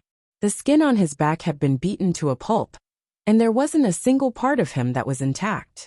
Mu Xiaoxue was so frightened that she fell to the ground with a thud. Father, father, father. No, she had to go back and find father. She had to send a message to father. Yes, she had to send a message to father. Mu Xiaoxue wasn't so stupid that she couldn't be saved. At least, she remembered that she had to ask Father Mu Jinghong for help in this situation. She didn't know what was going on, but she had a faint premonition did eldest senior brother end up like this, because he was caught red-handed trying to steal Luo, his Qingquan reversal talisman? That's why he was hung from the roof beam like this, and was beaten black and blue all over. She felt that her guess was very close to the truth, especially when she looked up and saw the gloomy man sitting above. When she recognized him as family head Qin, the bad premonition in her heart became more and more serious. And standing next to family head Qin was a young man with a pale face who looked like a gloomy wind. Who else could it be but Luohi? Since Luohi was here, it meant that Zhao Yi had really tried to steal the talisman. As expected, he had been caught red-handed by Luohi. Mu Xiaoxue waved her hands frantically, trying to clear her name. No, it's not me, it's not me. It has nothing to do with me. Eldest senior brother. Eldest senior brother. She took out her communication jade talisman and was about to send a message to her father when her elbow was struck by a cold light. Ah! Mu Xiaoxue screamed and felt a sharp pain in her wrist. The communication jade amulet in her hand fell to the ground. A surge of earth elemental energy rushed over and crushed the communication jade amulet on the ground. Mu Xiaoxue slumped to the ground and hurriedly moved her legs backward. She muttered to herself, "It's none of my business, it's none of my business." Mu Xiaoxue. Qin Hong's cold eyes scanned her face and stared at her thoughtfully. Seeing this, Luohi stepped forward and bowed. He said in a low voice, "Master, Miss Mu Xiaoxue is Mu Qingya, Hall Master Mu's daughter." "I see." Only then did Qin Hong's expression soften. He nodded with a smile. "So she's Hall Master Mu's daughter. Then we're family." Hearing this, Mu Xiaoxue hurriedly nodded and said, Yes, I am Tianyan's daughter. We are family."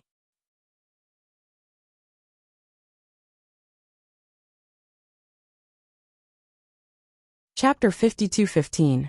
Mu Xiaoxue cried out, Yes, Ma Patriarch. We're family. I haven't seen you much before," Qin Hong said with a smile. Luohi gave a fake smile. "That's because Hall Master Mu is very protective of his daughter. Patriarch, Hall Master Mu, and City Lord Mu all value this daughter very much." "Oh, so she's Jinghong and Qingya's child. No wonder you look so good, ha ha ha." Seeing this, Qin Hong put on a caring face and nodded at Mu Xiaoxue. At this moment, Mu Xiaoxue was so scared that her soul almost left her body. However, family head Qin was smiling kindly at her, so she had no choice but to stiffly force a smile. She got up and knelt down, kowtowing to Patriarch Qin. Mu Xiaoxue said softly, Xiaoxue doesn't know. Why did Patriarch bring Xiaoxue here in the middle of the night?" "You really don't know?" Luohi smiled sinisterly. That smile almost made Mu Xiaoxue's heart stop beating. "Your good senior brother Zhao Yi came to my room in the middle of the night, wanting to steal the universe reversal charm. He confessed everything. It was all your doing." "What?" Mu Xiaoxue had already calmed down by now. Putting on a puzzled expression, she wiped the tears from the corners of her eyes like a little white flower, and said in a sobbing tone, "Grandmaster Luo, family head Qin, please don't listen to senior brother's nonsense. I never told him to steal anything. That charm, I've never heard of or seen it before. Why would I tell senior brother to steal it?" Zhao Yi, who was hanging from the beam, naturally heard little junior sister's words. He hurriedly shook his body. He was puzzled. Why would little junior sister say such a thing? Was he thinking too much when she was so eager to distance herself from this? "Oh, you didn't?" Qin Hong put on a loving smile and chuckled. "But your good senior brother has already confessed to us. It's because of you that he stole the universe reversal talisman. You've never heard of the heaven and earth reversal charm?" Qin Hong chuckled at him. "I don't think so. This universe reversal talisman is most effective on ordinary people like you." Mu Xiaoxue could not help but bite her lower lip when she heard the words ordinary people. She hated it when people called her an ordinary person. An ordinary person. She was an ordinary person. She was born an ordinary person. Moreover, she was an ordinary person who had no hope of ever becoming an ordinary person. Patriarch Qin. Mu Xiaoxue wiped her tears and cried, I really didn't ask senior brother to steal. Qin Hong waved his hand at her, indicating for her to continue listening. This heaven and earth reverse talisman can steal a cultivator's luck and fortune. It is indeed a good talisman. Whereas in our talisman hall, we've only successfully drawn one in all these years. TSK, don't you think it's precious and top-notch? Mu Xiaoxue's eyes lit up, and she almost could not control the desire in her heart. There really was. The talisman hall really had the heaven and earth reverse talisman. That belonged to her, Mu Xiaoxue. If Xiaoxue had this talisman, she would definitely be able to defy the heavens and change her fate for the rest of her life. She was going to rise. Mu Xiaoxue clenched her jade-like hand in excitement. Her entire body could not help but tremble slightly. Heaven and earth reverse talisman.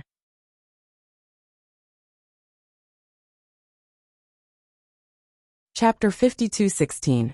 She wanted it. She wanted this Qingquan reversal charm. Qin Hong was best at reading people's expressions. Now that he glanced at Mu Xiaoxue, he knew what she was thinking. Qin Hong couldn't help but laugh. This Mu Xiaoxue's expression was very greedy. She was just an ordinary ant, yet she dared to put on such a front in front of him. It was really interesting. Luo he stuck out his pale tongue and licked the corner of his mouth. He smiled sinisterly. It seems that Miss Mu is really interested in this charm. She was interested, of course she was interested. She was so interested that she was about to die. Mu Xiaoxue quickly restrained her expression. Thinking of the current situation, she shook her head and pretended to be pitiful. No, I didn't ask senior brother to steal it. Believe me, this really has nothing to do with me. Is that so? At this moment Zhao Yi, who was hanging above, really heard Mu Xiaoxue's excuses clearly. Mu Xiaoxue wanted to push the blame to him again and again. Even if Zhao Yi was a fool, he finally understood what was going on. Mu Xiaoxue wanted him to take the blame alone, and didn't care about his life at all. Junior sister, how can you do this? Zhao Yi roared, but a whip lashed out at his legs, causing him to howl in pain. Mu Xiaoxue was so scared that her face turned pale. She clutched her chest with both hands and cried softly and pitifully. Senior brother, don't accuse me wrongly. I know you want to drag me down with you. You want to attract my father's help. But at this time father won't come to help me. Useless man. You can't even steal a charm. Don't drag me down with you if you want to die. Mu Xiaoxue roared angrily in her heart. But on the surface, she pretended to be scared. Zhao Yi was so angry that he kept swinging his legs, his body swinging back and forth in the air. Mu Xiaoxue, how dare you treat me like this, Mu Xiaoxue? Who am I doing this for? Who am I doing this for? Mu Xiaoxue gritted her teeth in anger. This stinky man, if he was really doing this for her, he wouldn't have betrayed her when he was in trouble. This useless stinky man still wanted to drag her down with him. She was not going to die with him. As long as she refused to admit it, even family head Qin and great master Luo would have to be reasonable.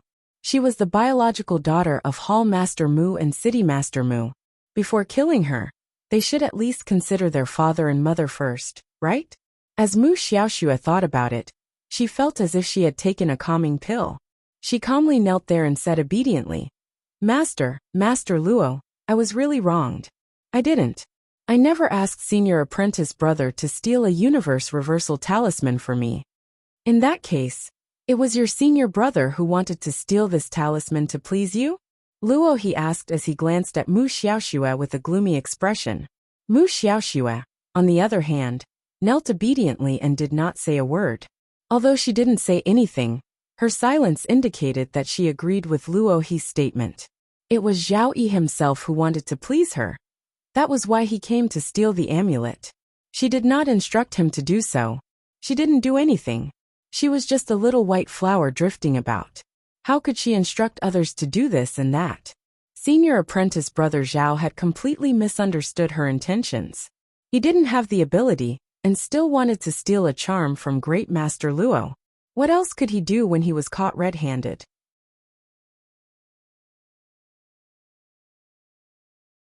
Chapter 52:17. Just obediently accept the punishment. Why did he have to expose Xiaoshui? Could it be that two people being punished together would be more comfortable than one person being punished? Luo He stared at Mu Xiaoxue with a gloomy expression. After a long time he laughed out loud. This woman really dared to say anything. She was indeed Mu Qingya's daughter. She was cunning and selfish enough to give up on everyone around her when something happened. Zhao Yi couldn't accept it and shouted angrily, Xiaoshui, why are you doing this to me? Why? Xiaoshui wanted him to be the scapegoat, and he accepted it. But Xiaoshui's attitude, this attitude of wanting to cut ties with him, what was going on? Everything he did was for Xiaoshui's sake. In the end, did he have to tell her that everything was just a joke? Mu Xiaoxue didn't even look at Zhao Yi and knelt there obediently. She said with tears in her eyes, I hope Master Luo and Master Luo can help me. All right. Master Luo laughed devilishly and opened his fingers. Suddenly, 5 attack talismans shot out from his 5 fingers. They instantly pierced through Zhao Yi's body. Zhao Yi struggled with all his might, and broke free from the beam, and fell heavily to the ground. He curled up his body, and felt as if there was a big hole in his chest. There was a terrifying gust of wind violently blowing in from the outside. These 5 offensive talismans caused his already broken body to be unable to withstand this power. Instantly, it became riddled with holes. Zhao Yi fell right in front of the little white flower Mu Xiaoxue. Mu Xiaoxue was so frightened that she quickly stood up and took a few steps back. She really didn't expect Master Luo to be so ruthless and kill senior brother Zhao Yi in one move. She really didn't expect it. Master Luo wanted senior brother Zhao Yi's life? Seeing senior brother Zhao Yi crawling on the ground like a worm, Mu Xiaoxue's heart was filled with mixed feelings. She didn't want to kill senior brother Zhao Yi. How could she expect Master Luo to be so ruthless? Master Luo actually killed someone for a talisman. He killed senior brother Zhao Yi. Killed Mu Xiaoxue was so scared that her face turned pale. She retreated step by step and bumped into a dusty shrine. Scary. It was too terrifying. Grandmaster Luo actually killed someone. He killed senior brother Zhao Yi. Mu Xiaoxue had nowhere else to retreat to. She could only stick close to the old Buddha statue. Her eyes were filled with fear as she stared at Zhao Yi, who was squirming on the ground. There was not a single part of Zhao Yi's body that was still intact. As he crawled, he left a long trail of blood on the ground. He wanted to crawl to Mu Xiaoxue's side, grab her hand, and call her one last time. Although this junior sister of his had caused him to suffer in the end, and even caused his death, he didn't want to hate her. He didn't want Zhao Yi tried to crawl forward, but the last thing he saw was Mu Xiaoxue's face, which was twisted with fear and anger. His hand never managed to touch her. Mu Xiaoxue was so frightened that she climbed up the shrine and stayed far away from him, avoiding him as if he was the plague. In the end, Zhao Yi died under the shrine. He had died in this wretched temple of Qifeng. Seeing this, Mu Xiaoxue heaved a sigh of relief. Now that Zhao Yi was dead, the crime of theft would naturally fall on the dead man's shoulders. She was Mu Xiaoxue, the young miss of the City of Shadows. In this lifetime, she couldn't bear the slightest bit of stigma. Besides, she was innocent.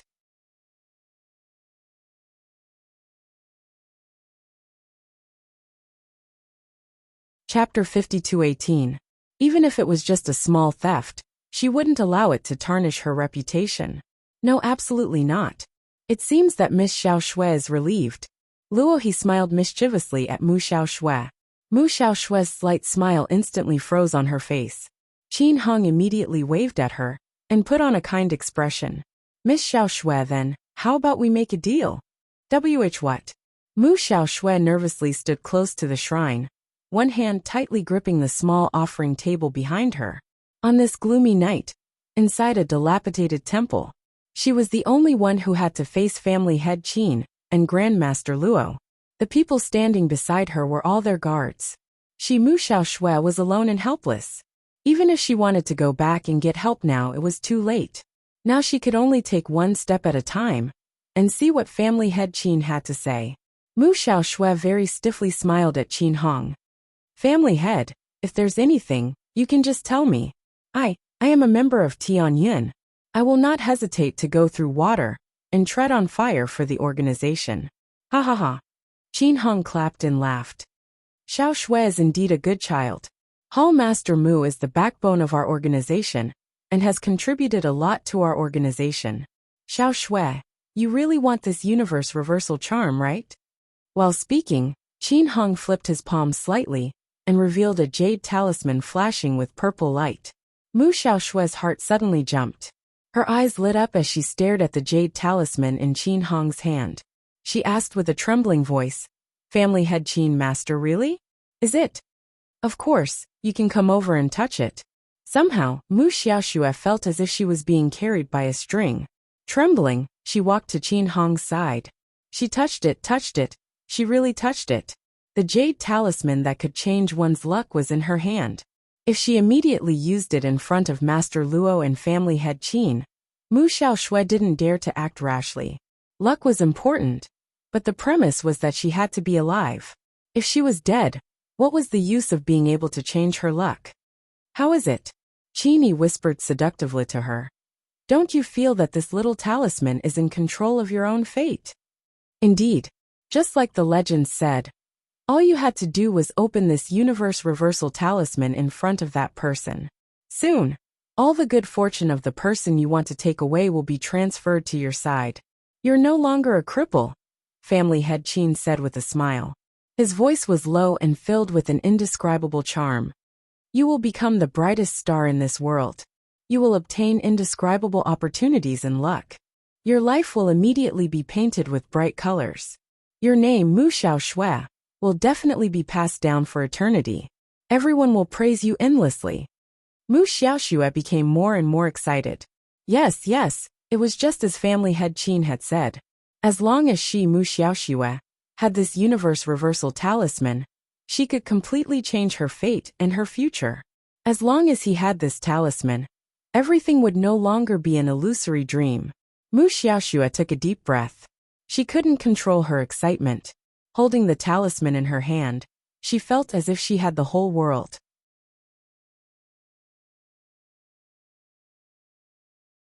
Chapter 52:19. An indescribable excitement rose from the bottom of her heart. Patriarch Qin.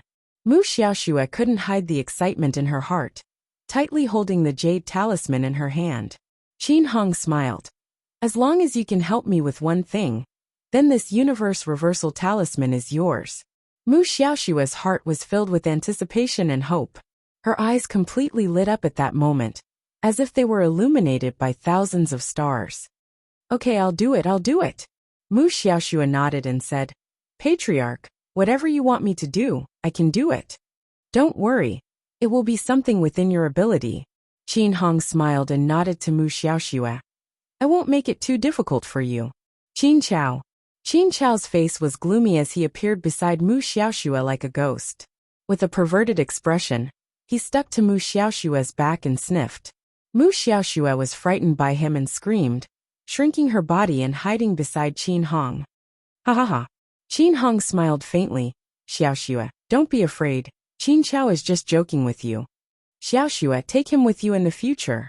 With his help, you will be able to get twice the result with half the effort. When Mu Xiaoxue saw Qin Grass's sinister and narrow face, she was so scared that her heart trembled. However, on the surface, she still obediently agreed and asked in a soft voice, "What does Patriarch want Xiaoxue to do?" Qin Heng smiled and stared at her with a strange light in his eyes. "I heard that when Jiawei City was besieged by corpse puppets, you were also there." Yes. Mu Xiaoxue was a little confused. Qin Heng waved to her. "Don't worry. I just want you to run over and put on a show. Just like this it will be." Mu Xiaoxue carefully walked to Patriarch Qin's side and listened. The more she listened, the more the smile on her face bloomed. In the end, a bright smile bloomed on Mu Xiaoxue's face. "Patriarch, don't worry. Xiaoxue will definitely live up to Patriarch's expectations. Xiaoxue will definitely handle this matter properly. Patriarch, please wait for my good news." "Good, ha ha ha ha." Qin Heng laughed and clapped his hands, nodding repeatedly. "I was right about you. Good boy. Once you finish this matter, this inverse the universe charm will be yours." Thank you, family head." Mu Xiaoxue immediately knelt down and bowed to family head Qin emotionally. If she could really obtain such a magical talisman, she was willing to pay any price. Moreover, it was just as family head Qin had said. It really wasn't difficult to do this. As long as she did this, everything would be fine. Mu Xiaoxue took a deep breath, and a smile appeared on her face. Qin Heng was also very satisfied with her attitude. What he wanted was for Mu Xiaoxue to work for him wholeheartedly.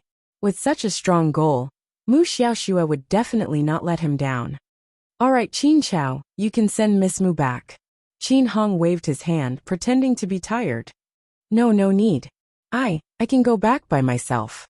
Mu Xiaoxue was shocked. To be honest, she was still a little scared to see Qin Chao's dark and narrow horse face in the middle of the night. Instead of letting him send her back, it would be better to walk back by herself. Unfortunately, family head Qin didn't want to satisfy her wishes. He smiled and waved his hand. "I'm afraid it's too far for you to walk back by yourself. You're tuning in to the Li Mei's Wuxia Whispers YouTube channel. We're so grateful for your support, and don't forget to subscribe to join us on this incredible journey through captivating stories. Your generosity through donations truly makes a world of difference, as it's the primary source of revenue that allows me to expand and enhance this channel for you. Thank you from the bottom of my heart for being a part of this adventure."